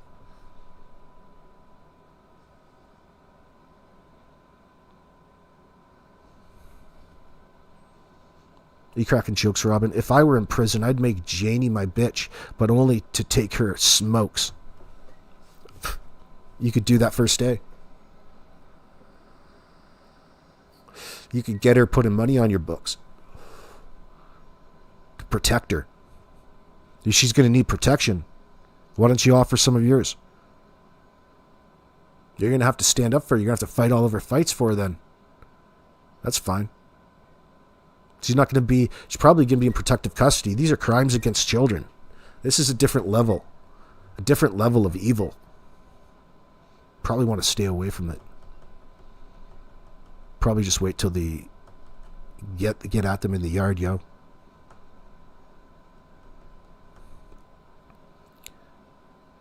Oh, sure, coats and shoes, but not all junk surrounding them, NYC Boomer. Thanks for joining us tonight, by the way. Well, Malaya said Janie would call her when the kids were outside, so she just assumed Janie would see them instead of getting off her ass and looking herself. Yeah, but here's another situation. Here's another situation where she's not telling you. Okay, she's getting you to fill in the blanks. We're sitting here talking about it, wondering what she's meaning. Again, because her comments and statements are so ambiguous. They're vague, generalized, and designed to have you fill in the blank. Like Hangman with her. Just tell us what it is that you mean, bitch. Out with it. No, don't. I ain't assuming anything in this circumstance. She's insisting everybody assume. Why? Why doesn't she want to put any actual timestamps beside any point in the day? Totally detached from reality, detached from time. That must be what it feels like to live in that goddamn RV. Well, Malaya said Janie would call her. Yeah, and hold on. Is it easier to justify what happened, Janie, if you blame the mother for being a shitty parent with unruly children? You're on the right track. That's why it's coming out of her mouth. She's trying to tell you the truth. She's trying to tell you everything that she knows. And she's got a priority with that. And right now, Malaya's on the chopping block. She more than happy in that moment to really put the suspicious onto somebody who's not around anymore and pretend she doesn't know what the hell's going on and what happened. Yet she's insistent that you believe her in all of this as to what happened that day. So which one is it? Bitch, you're not right in the head. You're not talking straight there, Janie. Pure evil against two beautiful children. Absolutely. That's what we're looking at. We're looking at a crime in progress. This is like in slow motion at this point in time. Whatever it is, whatever they did is so bad that it's driven them to have to come out with this cockamamie story and go with it, and hopefully by some weird random events the RCMP can't prosecute them for the obvious here. They're going with it. It's very rare is right. It's very rare that the people who are responsible are so openly active on social media and in the public eye, insisting of their innocence. That's what is unique about this. And we don't know any information. We don't even know what the kids ate. There's no more information about Jack and Lily's lives leading up to the moments that they disappeared. Oh, remember, as you want to remember it, as the moment that Janie was violated, that she was traumatized.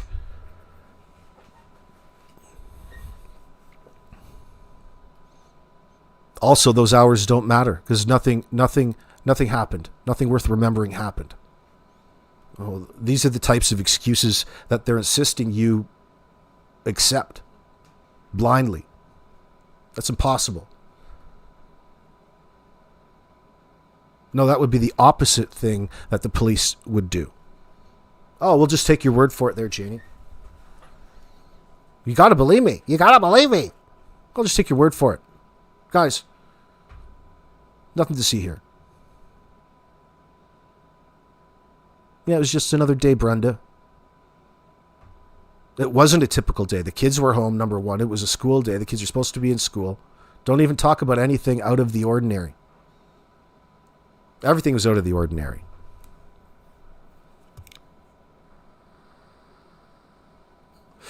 What really ties it all together is their trip during this 72 hours, Wednesday, Thursday, Friday. Their trip to get Malaya's license plate is interesting because it's an indicator to the outside world that she was gaining some independence, and there was probably some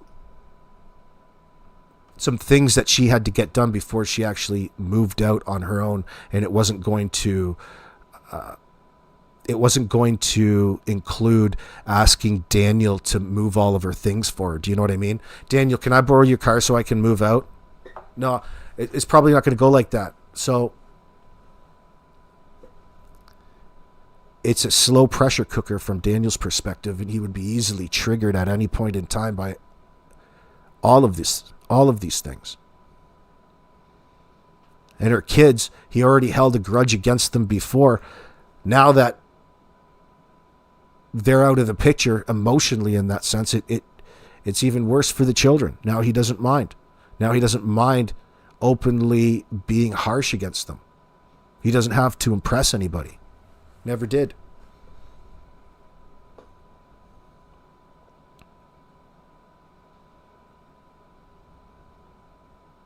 Janie doesn't clearly fill in any of the blanks because she knows she will be deposed and questioned on the stand. I think that's why she knows they need to set up their defense. That's what she's been doing this entire time, and that's partially the reason she's mentioning Malaya. Because at the end of the day, it's going to come back to finger pointing between them, who shares the majority of the responsibility when it comes down to handing out life sentences, double life sentences, and accessories after the fact. You're going to rack up some years in prison, bitches.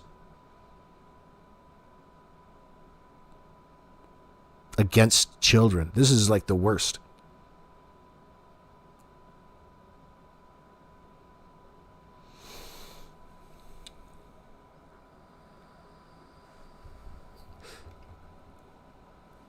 The car may have been a catalyst, clapping seal.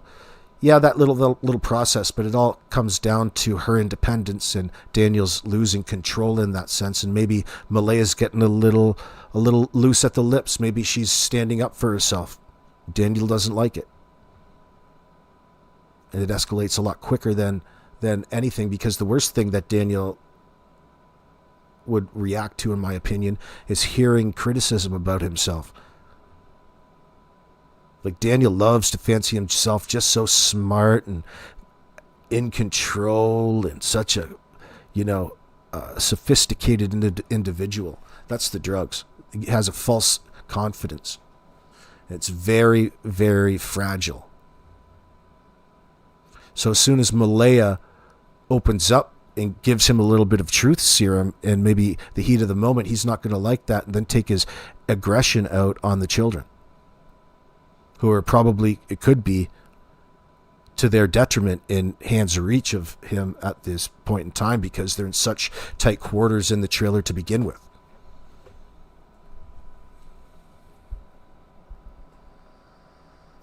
Maybe it happened in the car. Daniel's tweaked out. He's high on, there's already a certain level of anxiety and anticipation when Daniel drives, and he's never paying attention, easily preoccupied. Think about how he's ditched and got in these accidents of recently in these vehicles, whether on purpose or not. He's not very good at driving. Okay, we can say that. So you could be in a situation where, when the anxiety level goes up and you get aggressive, like road rage, not saying that you out there do it, but the type of mentality, you're out there and you become a different person because you have a heightened sense of awareness. You're using all of your senses to navigate safely. And somebody compromises that or cuts you off or does something other words, you give them the finger. You get pissed off, you fucking knob, Well, yeah, you're already at a certain level. When you're high AF on the crystal meth like Daniel is at all that time, you're even that much more higher.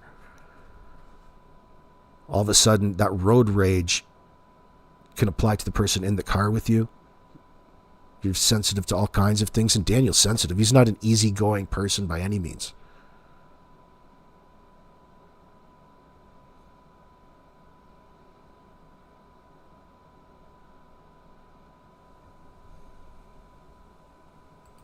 The RCMP officers the rest of the blanket.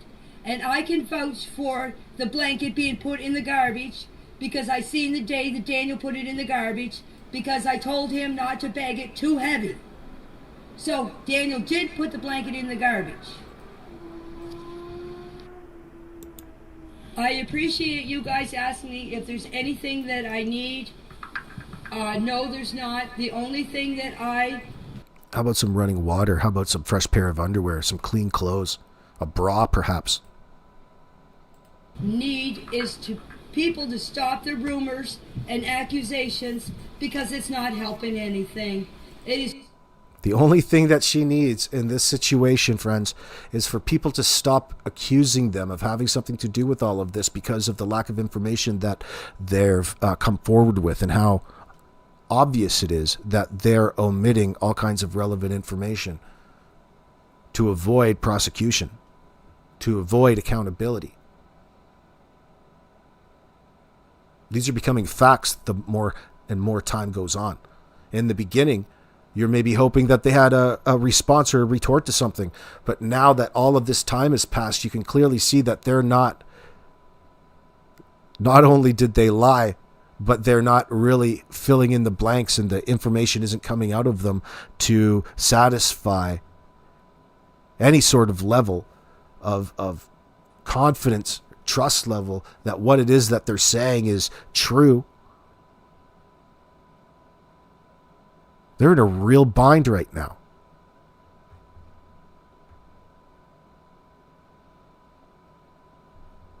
And none of it has to do with the RCMP letting this case go cold. Quite the opposite.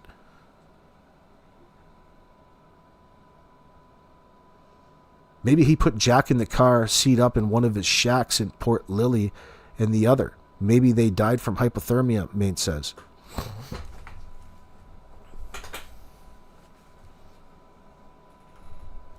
We don't know. That's a possibility. There's so much on the table in that sense. Maine, there's a reason why they're lying. There's a reason why they're lying, and it doesn't have anything to do with an accident scenario. You could consider the dog almost being an accident scenario. Like, out of your control, you got to get the ambulance there right away. You've got to call 911 because dog's gone after the kids. There's an injury. Not say, oh, good boy, and then continue to cover up and pretend that it never happened and put it all back onto the kids and never see them again and think that you're going to get away with it. It's not even like that in a cartoon. That's why there's too much to that. Like, there's a reason why she's lying about the dog. I'm with you. I'm not trying to dismiss anything. But I don't know what that is yet. I'm open-minded.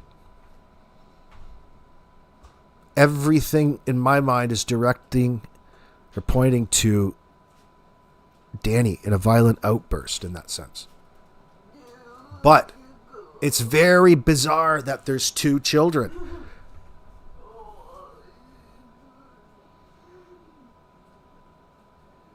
Two of them. And they weren't. There's no possibility of them being autistic in that sense. Not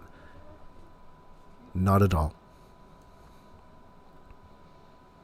Especially where she would be concerned about it at the ages of 4 and 6. Way too engaging, way too smiley, way too normal. Think about how crazy Janie behaved if we're to believe that she was calling Malaya when the kids were outside with no coat on. She's really just looking for something, isn't she? She's a fucking snitch, a rat. She's looking for something to hold against them and assert her control over them in real time to her amusement. She's an evil fucking bitch. You're gonna, instead of helping the situation, if you truly cared about it never happening again, you would go about things in a completely different way. Think about it. Learning, you got a chance to teach a child something in that moment, and instead you're looking to turn it into something negative to hold against the other person by choice. That's you. That's on you. That's not actually on Malaya or Jack and Lily. Doesn't matter if they were outside naked.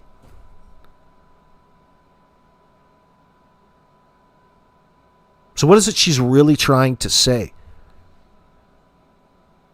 She's dumbing you down by having you feel bad over not believing how great she is and how better she is, that she was so observant she had to call Malaya when she's only feet away. You could have just yelled her name and probably got her attention. Go around the kids because you don't want to deal with those kids.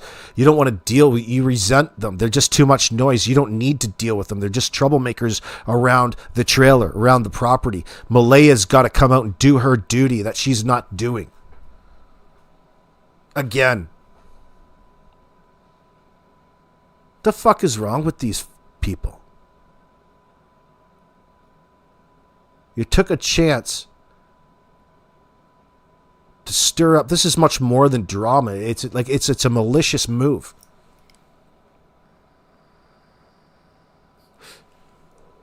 Yeah, right. Just a clapping seal. You'd help them get a coat on, get them some snacks, play outside with them, watch cartoons at breakfast, enjoying their company. No, she glared at them with contempt from her shitty RV and called Malaya to complain. And she does this all the time. Janie's going down along with their son and a few more, Robin Edwards is observing. Absolutely. I agree. They blame the children. Possible autism. Would talk to anybody. Yes, they responded to friendliness and kindness. Oh, yeah, exactly. These kids were smiling at cameras, posing. No. Come on. It didn't seem... It seems like Malaya is so immature emotionally that she was happy in representing or happy to misrepresent the love for even her own children. What should have been a natural maternal instinct of love. That's what's instinctual about all of this, Malaya. Not a call to the RCMP, honey. A mother's natural maternal is instinctual. Her maternal love, her bond that she has with the being that she carried around in her body. Her child, two of them. And you were so bothered and convinced because you believe whatever everything everybody tells you around you. You're conditioned by these people to start to dislike even your own children. The resentment alongside grew against them because they're causing somebody else an inconvenience in a place that they're supposed to call home. You took them away from their last lifeline to people who loved them. And that included Patty and everybody in Truro and Cindy. What is it your problem exactly there, honey?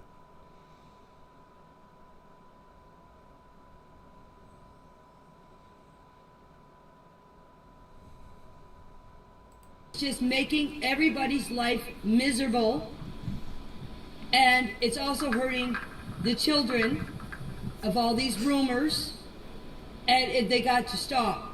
So I'm here to tell you the truth on my side of what I have seen and what I have heard.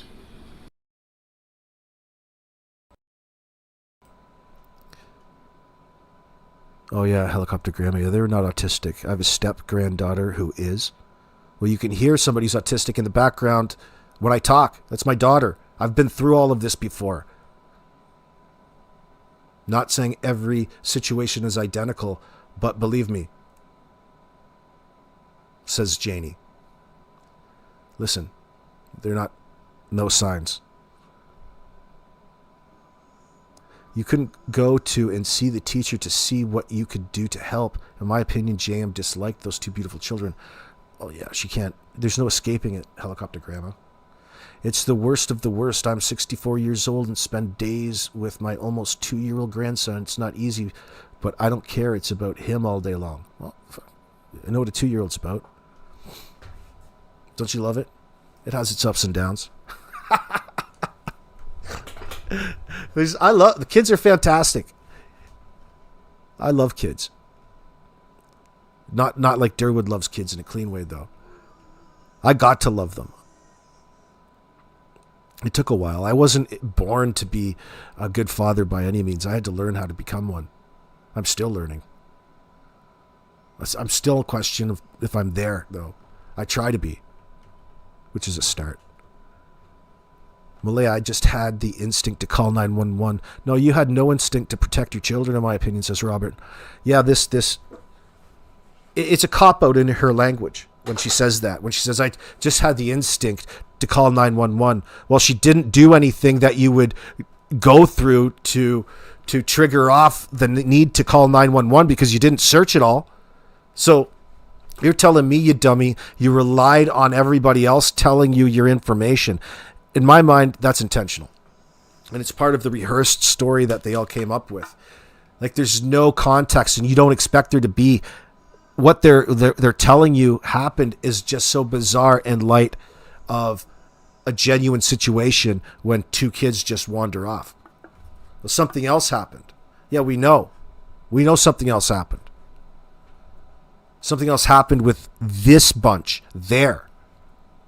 We're just supposed to accept that they were in and out of sleep and somebody came in and Navy SEALed themselves, kidnapped these two kids under your noses.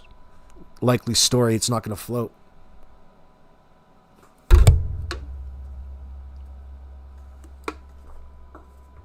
Yeah, helicopter grandma, life's not easy. You got to make the best of it. You got to make your house a home. Be proud of what it is that you managed to scrape together.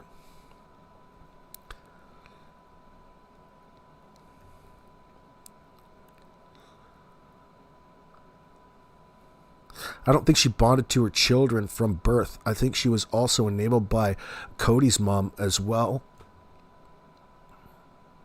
As well, kids were her baggage. Michelle, you think? Listen.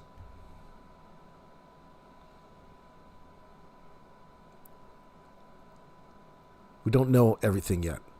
But you're right to a degree. But it comes down to the type of person that Malaya is in that sense.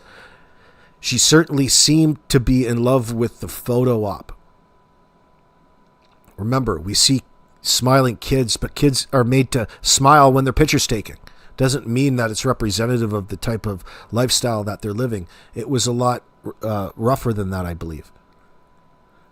She used her kids as an accessory in that sense. And there was a certain disconnect there when it comes to instinctual things that you would associate maternally to motherhood.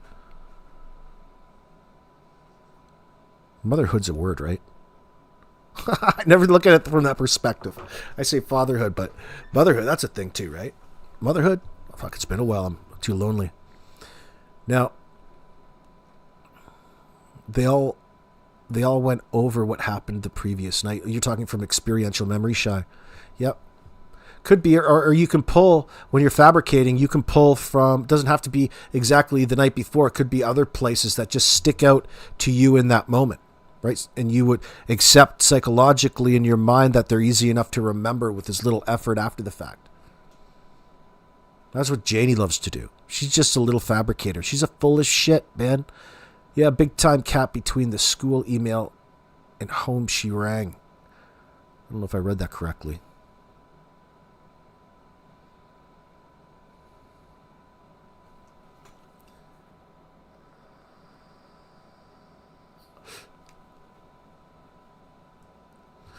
Like even that day when you get the account through the paperwork of this way that Malaya wanted to portray it to her greater family that came out, as they were called, to come in for support at that point in time. She made a public statement that Janie even mentioned about the kids being autistic, which, if this is true, and I'm considering that it's true just for the sake of the conversation, I mean, it tells you that if that's true, she was eager to put the blame onto the children. For what reason? As a mother, you would think that'd be easier to say nothing than to really insist on this really baseless claim that you have in order to cover up. Maybe she's already conjured up a lie for the children's aid that dropped by from the school situation. Maybe she came up with it that way. But she's misrepresenting the situation. And she did at that point in time as well. Because we come to find out the exact reason for the teacher's concerns. And as we suspected, and you did as well, she wasn't being honest. She wants to use the autism to get her out of that conversation about there being any problem with neglect in the household. It's easier to lie for her. So disturbing. She doesn't even talk about it in an educated manner. She just wants you to accept the label, which is disturbing to me. Tells me the type of person that Malaya is. But she's looking for something to blame, and it's not herself. Fuck, if you were a genuine victim of all of this, you would be blaming yourself regardless, and you would be devastated. To this very day, you would be devastated, and there's absolutely none of that. Think about how heartbroken you would be if somebody came and stole your child as though it was being portrayed to you. You would be out of your skin. There's none of that sort of emotion involved in this scenario. Yet they want to portray as though they've been victimized. We have Janie here wanting you to walk around for a day in her shoes to get to understand just how hard it is for Janie in this situation where 2 children have gone missing. Even Kent wants you to walk in his shoes. Do you know how hard it is to be Kent? He's out there looking for these kids. He's trying to bring these kids home. So he says, what a fucking asshole. What a dirty, rotten son of a bitch. That's what I'd fucking tell myself right before I wind it up and slap that son of a bitch. Our slap fight meeting. There'd be no need to even go on. One slap fight.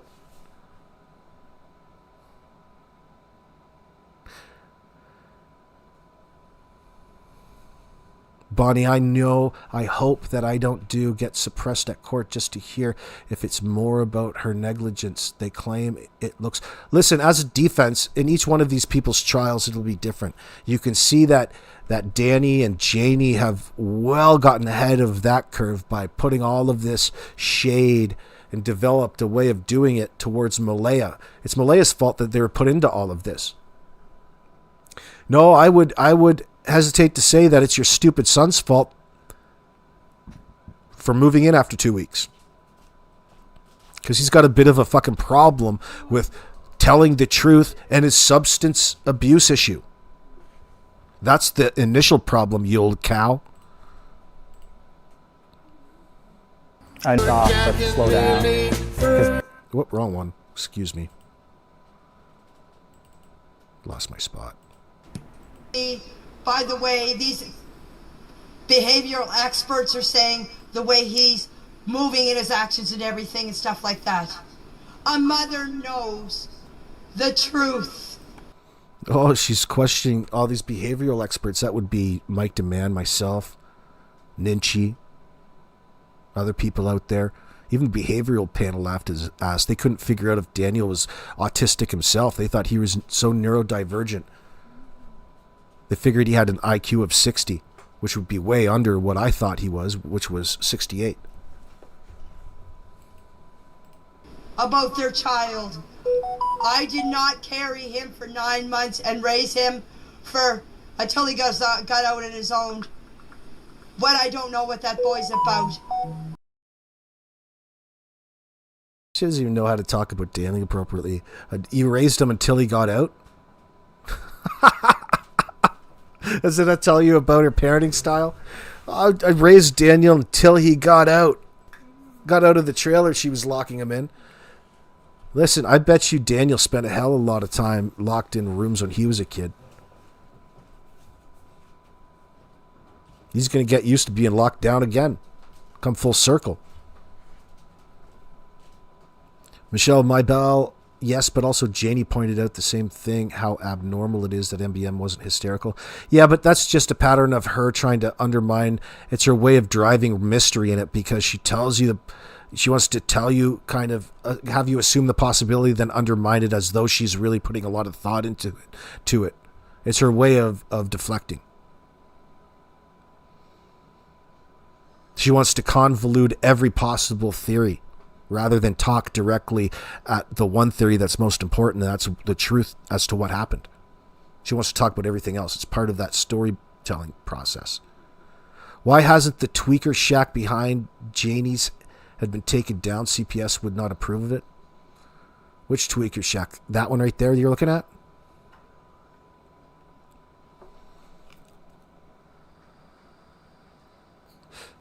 That's Daniel's getaway. That's where he goes up and locks himself when he plays with himself. He wants to get away. Go up there and look at porn on his phone. Hide out from the rest of the world.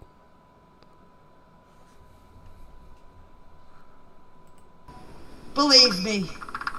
Believe me. You're a mother, you know. Your heart tells you.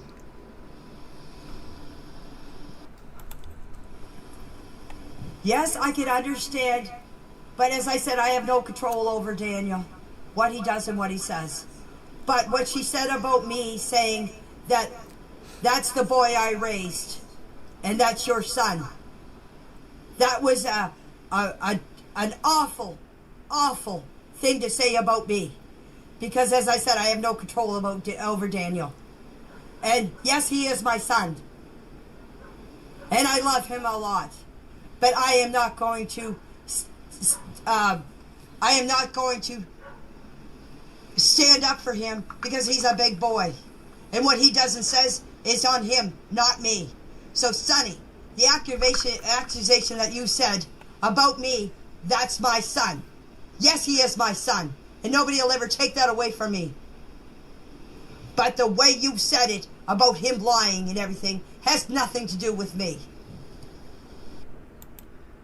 I think you should all go back and listen to what she said about me. And then you'll know what I'm saying. And another thing I can say is, I don't have to go on her show. I can go anywhere and talk that I feel like I want to talk. Just because I don't go on her show doesn't mean that I can't talk to anybody I want and say anything I want, because what's coming out of my mouth is the truth. And Well, see, it's weird because the truth is like one thing, and she's saying everything. She's saying all kinds of different things, you know? So what does one thing have to do with the other? The truth is very specific. You're being anything but. by the way, I see her in Facebook chat too, saying stuff. So where does she have the right to tell me that the Facebook is not the place to go to chat? I could go anywhere I want. It's a free world and I have free speech. Not really. It's a free world and you got free speech and you can say anything that you want. Mm-hmm. Interesting the things that pops up in her mind.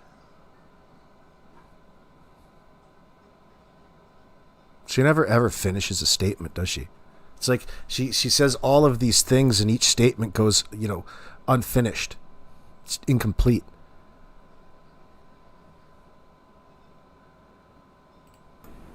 I didn't believe... It's a free world and she's got free speech. I don't know what fucking planet she's on, bro.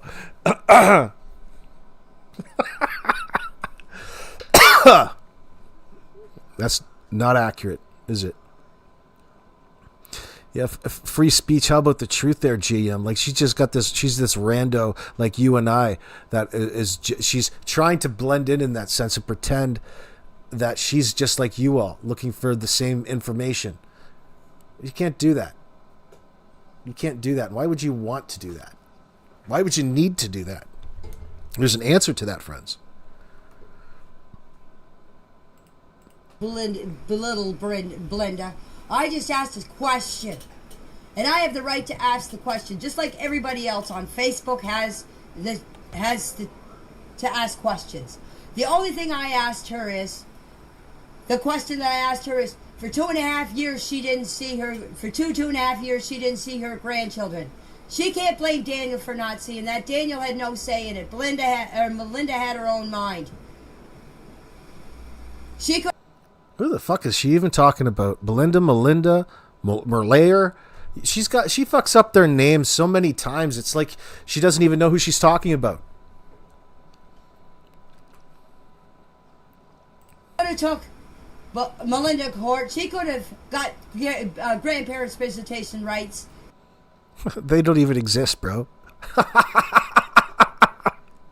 She could have got grandparent visitation rights. See, she's relying on something that's as far from factual as possible.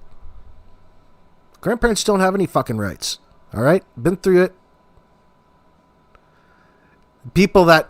The funny part is, the people who think that they do have grandparents' rights are always the people that bring it to court and then find out, fuck around and find out. That's if there was such a thing as grandparents' rights, we would have a real problem with abuse. Unfortunately, it's not all the positive scenarios that you have to worry about. It's how it gets abused to begin with. Sometimes you need to cut family members out of people's lives, and it's just a no-brainer. Could you imagine if someone had grandparents' rights and posed that right and was abusing the children in that sense? Yeah, we don't put ourselves in that scenario. There's no such thing, Janie. You fucking idiot. For just such a reason. Grandparents' rights. Overbearing grandparents' rights, you mean? Oh, what part of the free world are you living in? She lives in a fantasy world. Oh, shit. Yeah, grandparents don't need any fucking rights in that sense, especially when they're good people and involved in the children's lives in the first place. There's no real reason to have rights if everything's all right in the world now, isn't it? No real reason for them to be there in the first place. It's just a sound off from a narcissistic fucking psychopath whose priority it is to have the world ease down on their suspicions against them because it's becoming really inconvenient to them when they're trying to sleep at night. They don't even want to be accountable for their own emotions. That's your fault. Somebody else's fault. It's amazing that there's so much that's everybody else's fault in this particular situation with Jack and Lily, other than the individuals who were last seen with them. We're in a position of, we'll say, parenting. Although it's very difficult to say that. That's that term in this circumstance, because unfortunately it seems that they were just left to raise themselves. What's up, Candy? You're watching from Alberta? Yeah, are you on the verge of voting to separate? Interesting. Fuck, I'd probably move there if you did. For a little change. See what it's all about? Let's see. Doubt it'll happen. It's all about posturing and you know what, it's all over politicized nonsense, isn't it? I'm wondering if their own mom did something. You don't think the globalists already have it worked over? Oh, let's go have a referendum. That way we can really drive home the disinformation. Fuck, they had an election about anything. Do you think that you're going to tell you the truth? Why would they? Why would you? Heaven's sakes. Trying to control things. You've got to be a little bit more Machiavellian. You're saying, and I'm wondering if their own mom did something and Daniel is covering up for her, maybe. Candy, it's not either or. It's probably yes. They're lying and covering up for a reason. And that reason actually doesn't matter. That would be directing to what motive, right? So it doesn't matter in the court of law what actually happened. All the court needs to know is that they're withholding and lying. They're withholding the information. They don't want to talk about it in that sense. And in the circumstance with two missing children, there's only one reason in the court's eyes, and that would be to protect their culpability in this matter. That's what's going to be established with them on the stand. It's like not opening your mouth, if you could get that. It's like saying nothing. They didn't just say nothing. They went far beyond and manufactured all kinds of bullshit on top of that to obstruct justice in that sense. Which in itself is an act of conspiring to cover up what the incident was. There's so much that's on with that. And guess what? That accessory after the fact can be 25 years. It can be life just as well. And it probably will be times 2 being an accessory. And really, you're just as guilty at that point if you're not coming forward and doing the right thing, Janie. You're choosing to protect Daniel in this sense, at very least, if not your own involvement in the incident, whatever that may be.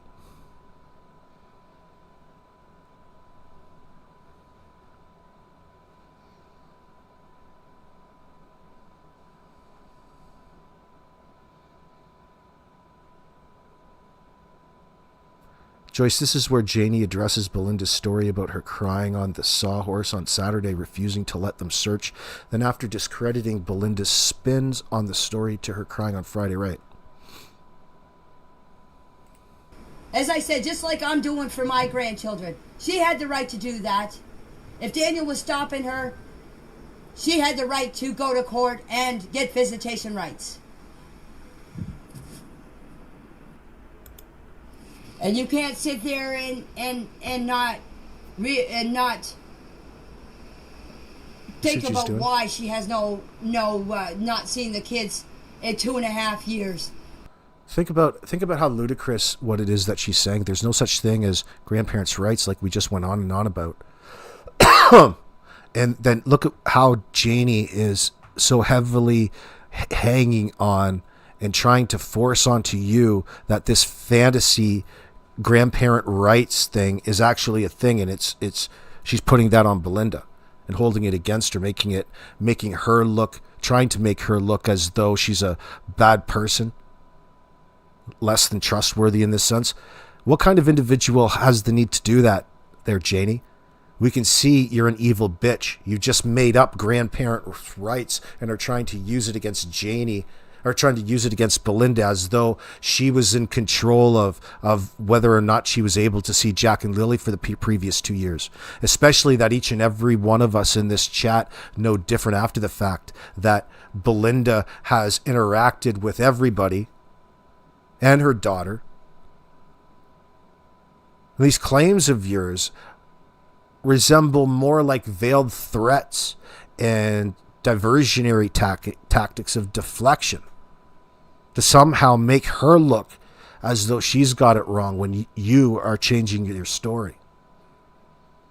Just another inconsistency. You're anything but clear, and that's for a reason. It has nothing to do with you being innocent in all of this. Quite the opposite. People who are going through it don't come out and talk to the CBC like you're doing here. Mr. I'll just run a fucking extension cord through my goddamn passenger window for electricity. Living as.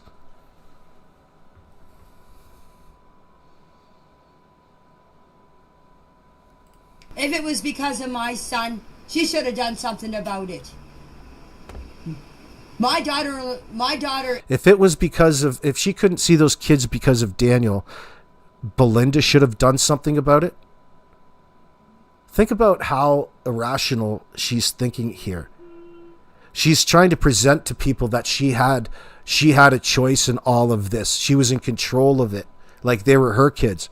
That doesn't even sound plausible. I'll do it like I'm doing. We'll just go get those grandparent rights. Fuck, go show up at the courtroom for that. Go, trying to pull that off at court. They'll put you on a 5150 hold, bitch. Insisting there's grandparents' rights, and that's a thing. You have no rights, especially you.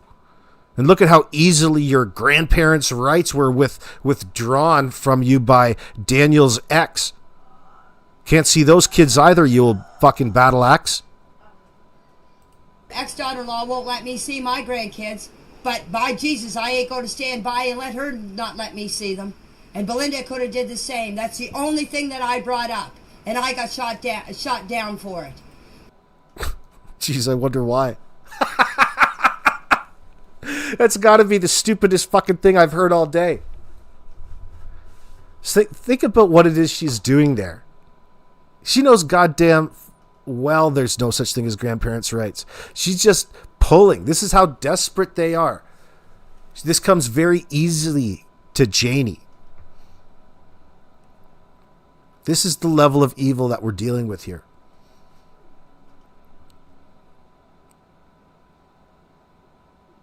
Janie's daycare. That would never ever get past. But aren't you wondering why she never fought to see her grandchildren? It's the same question I asked. Ask yourself the same question. Aren't you wondering why?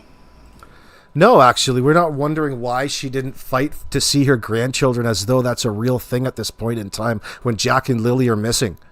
How all of a sudden do you have Janie trying to put it back onto the kid's paternal grandmother in all of this?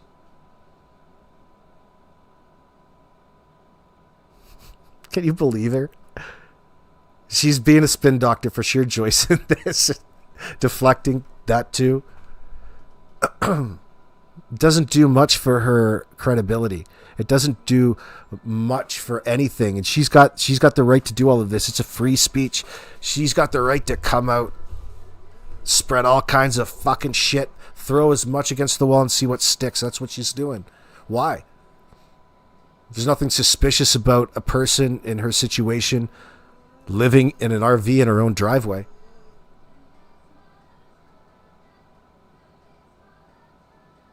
Is there anything suspicious about Daniel, Malaya, and Janie all trying to claim to police that they were drifting in and out of sleep when the thing apparently happened? No possible way that would ever float. That's their alibi. That's literally their alibi. And they're all standing by each other in that sense. Well, the good news is that anybody can see that it's not true. But the more difficult and challenging part is, therefore, they have to put together what really happened without relying on the most easiest route here, and would be by the trustworthy victims of what they're trying to portray that they can't quite get past. They can't not look like suspects in all of this. It's not about all of that right now for the RCMP. It's maintaining as this missing persons. It remains as it was reported.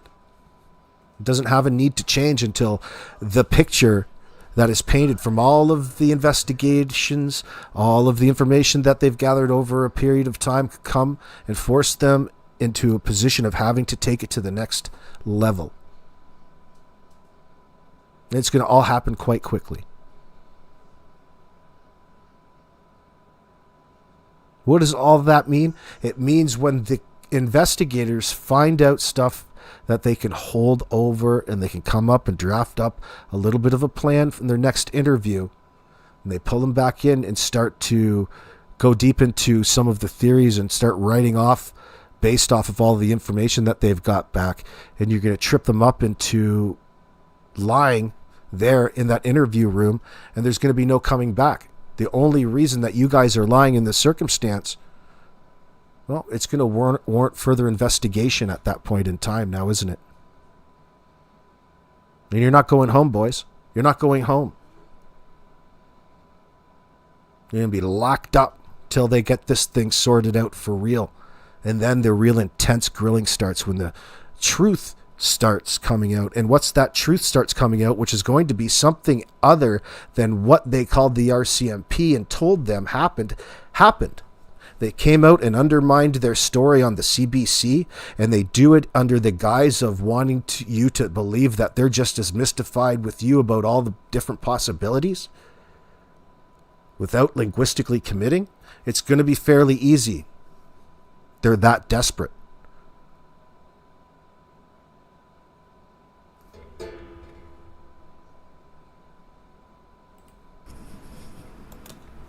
And Daniel didn't have any say in those kids if the grandmother could see them or not. It was all Melinda, not Daniel. That's kind of the opposite thing that Belinda led on, because Daniel had a problem with Malaya going over to the house and bringing Jack and Lily back to the ex's house. He felt uncomfortable with her doing that. He's got a lot of fucking nerve. So Malaya said that she couldn't do it anymore. She stayed away. She cut off contact. Malaya, the mother's in charge of whatever and whoever Jack and Lily see, not Belinda, Janie. Why would Janie go to such extents not to just simply talk about and represent the situation as though Malaya was Jack and Lily's parent and in charge of whatever parenting needed doing for a 4 and a 6-year-old? She spent all that time putting it on Belinda and this grandparents' rights and going to court to enforce these fictional fucking rights of hers in this free world that she lives in. Oh boy, did she have a world of hurt in store for her. That's right, helicopter grandma. Excuse me. Belinda said to Malaya, if Daniel had a problem, bring him there too. That should look after that. But no, there was already these better things to do. You guys wanted to spend time together and breed. Fuck each other in all kinds of different positions, fucked up on dope. Live out Danny's grape fantasies in Janie's fucking RV. Normal things. Can you imagine this asshole tells us that him and Malaya had normal relationship problems. Everybody's got their ups and downs. Well, you shouldn't. You shouldn't have any ups and downs, buddy. Not at that point in time. You moved in 2 weeks after lying to her and hooking her on Facebook dating, dude. Mr. Responsibility.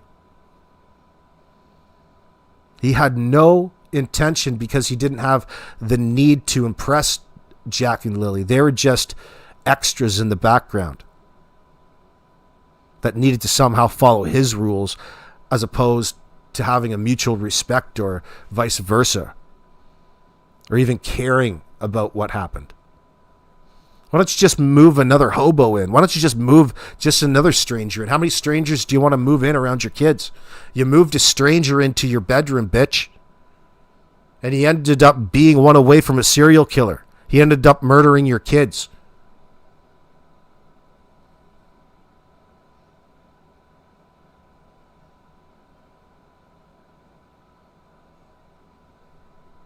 But there's way more to it than that. Because there's other individuals involved in trying to get away with whatever Danny did. Melinda had all the doings with those 2 children. She had all the say over those kids. That's a question I cannot answer. The only one that can answer that is Melinda and Malaya. They're the only 2 that can talk to each other and sort that out. I can't. I'm only telling you what Sunny has said on her show about Daniel was the one that would not let Malaya see the kids.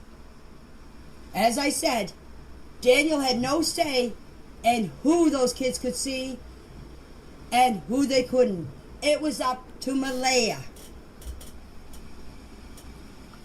I'm sorry, I'm saying kids. I should be saying Jack and Lily. I apologize for that.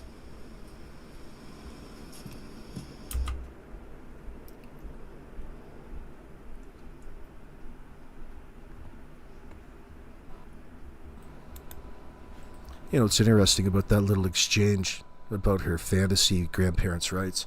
Not once did she include that you know, Belinda was ever welcome to come over Garlock Road and visit Jack and Lily. That never even occurred to her. Never even came up in conversation. Wouldn't that be the most easiest?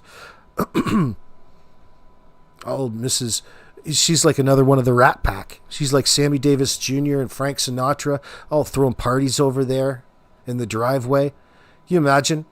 There ain't no parties going on at fucking Janie's house, you idiots. There's no drug parties going on at Janie's house other than Daniel and another day of getting high on the mathematics. Not to mention Janie's probably snorting her addies on the table as we speak. Probably getting high right now. Why is she always acting like she's high AF? Why is Durwood always talking and behaving like he's drunk AF?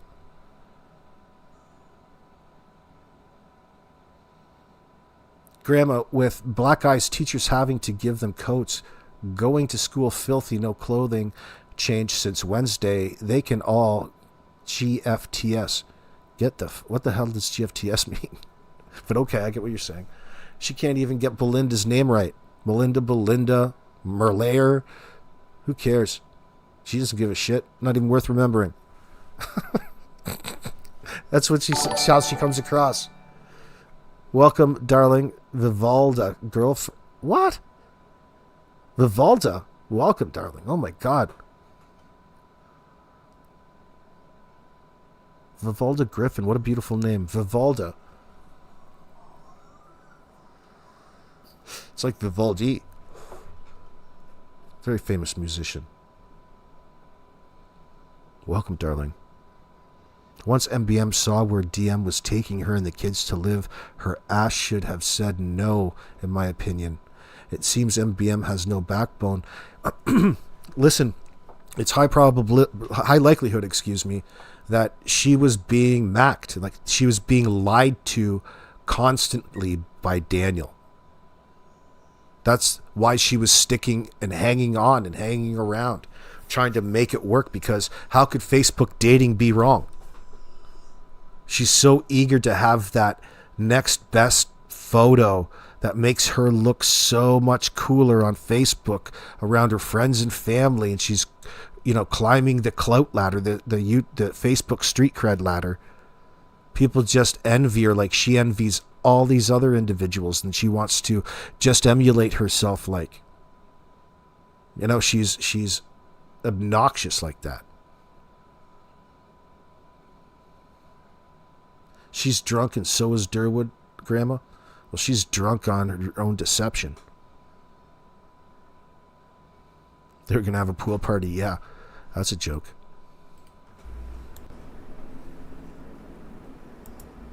I can't tell you why Malaya is not showing up at the visuals. The reason I didn't show up is I didn't want to be attacked by reporters. I didn't go, but I plan on going to the next one because I didn't want to be attacked by reporters. What, were you going to the Grammys? Were you going to accept an award? Were you nominated for anything? You should be nominated for a Darwin Award there, bitch. Oh my God, you mean I can bring my two beautiful children to live here? I got my story out there. I got the truth out there. But I'm not going to an event and be bombarded by reporters. Look at what she's done. She has brought the truth as to what happened out for the world to see. And she doesn't want to be overrun by reporters because she is just breaking presses. That's what she's saying to us. She's got her Elizabeth Taylor moment going on here. Lansdowne Station, Elizabeth Taylor.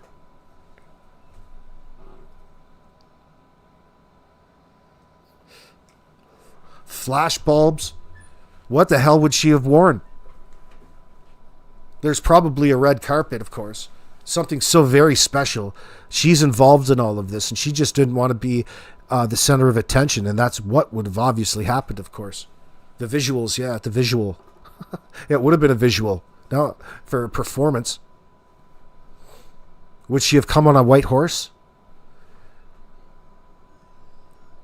Janie, why would you be attacked if you were innocent? How about going for Jack and Lily and you didn't go to the last one?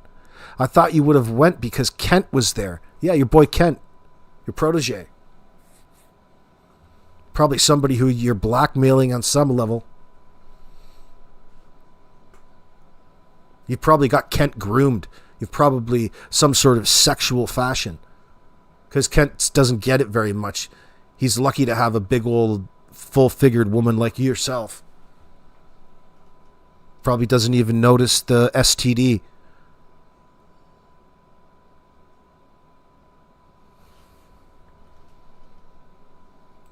that's why I didn't go to the first one. But I will be going to the second one. Because I couldn't handle all these reporters coming up to me and me breaking down in a whole bunch of people. I cannot talk. She didn't want to break down in front of a whole bunch of people, but she just fake cried for minutes on end talking about all kinds of different weird things. Far after the fact, in front of a whole bunch of people on Facebook here. To reporters. The only reason why I got the reporters to come here is because it was on the property, and the reporter said to me, "Talk to me." She wasn't there to judge me like everybody else is judging me. I got my truth of the story out there. Yeah, we saw the truth of the story. She's brought us the truth. How would she know what the truth is? And why is she so desperate for us to know the truth? Isn't that contradictory to what it is that she wants us to believe, and we don't know what the truth is? But no matter what it is, that she's going to try to undermine it somehow and say that it's just not that way. Oh, thank you, Vivalda. I appreciate that, darling. It's very generous. For those who are also visually concerned, they sure have an odd way of showing they care. Dilapidated home, RV, neglected kids, regular trailer park. Well, there ain't no park. It's just one. Now it's a park. I guess there's two.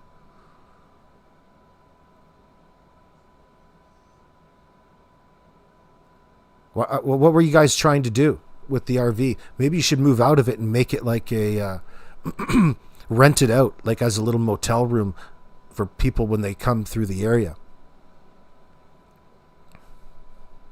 Well, Kent's ears perked right up. Thank you for making me laugh through this. You are so funny. Oh, Vivaldi, I really appreciate that, darling. Thank you for listening, by the way. Well, he can pick his nose on Sonny's channel. Who knows what he does behind the scenes, LOL. Dude, you picking your nose. You got caught on camera picking your nose in front of everybody, Kent. That's classy. That's disgusting. That's so gross. For those who are also visually concerned, they sure have an odd way of showing they care. I just read that. Friends, it's getting on 2 hours and 36 minutes. It's 3.5 hours tonight. We'll be back again tomorrow. Make sure you stay and keep your head out for the uploads that are coming. I'll leave you guys with a little bit of music.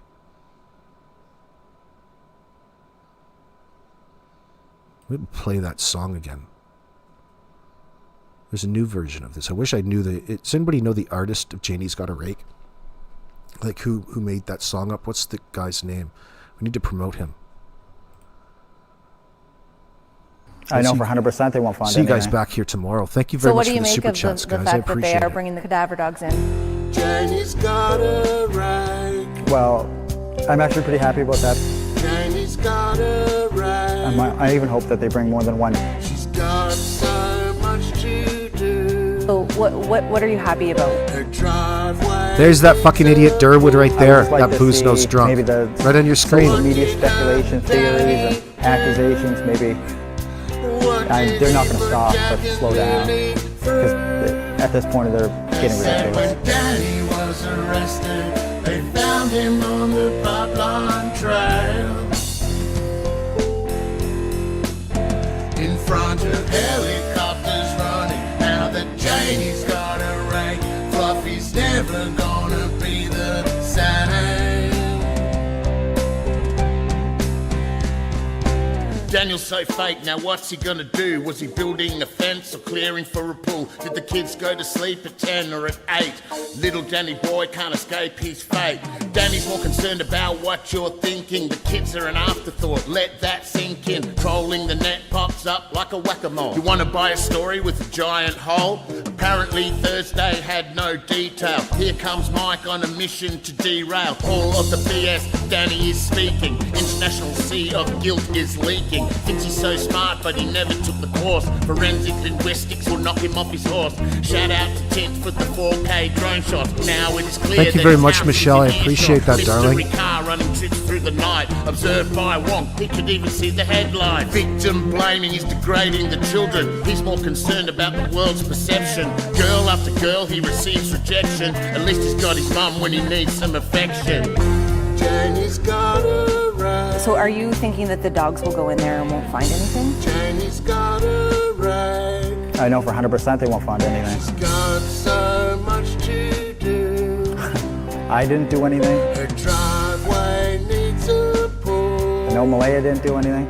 I know my mother didn't do What did anything. her daddy do? Those are 3 people on the property. What did he put Jack and Lily through? I mean, after the polygraph exam, they should have known right there. We didn't kill any of the kids. They found him on the pipeline trail. We didn't kill any of the kids.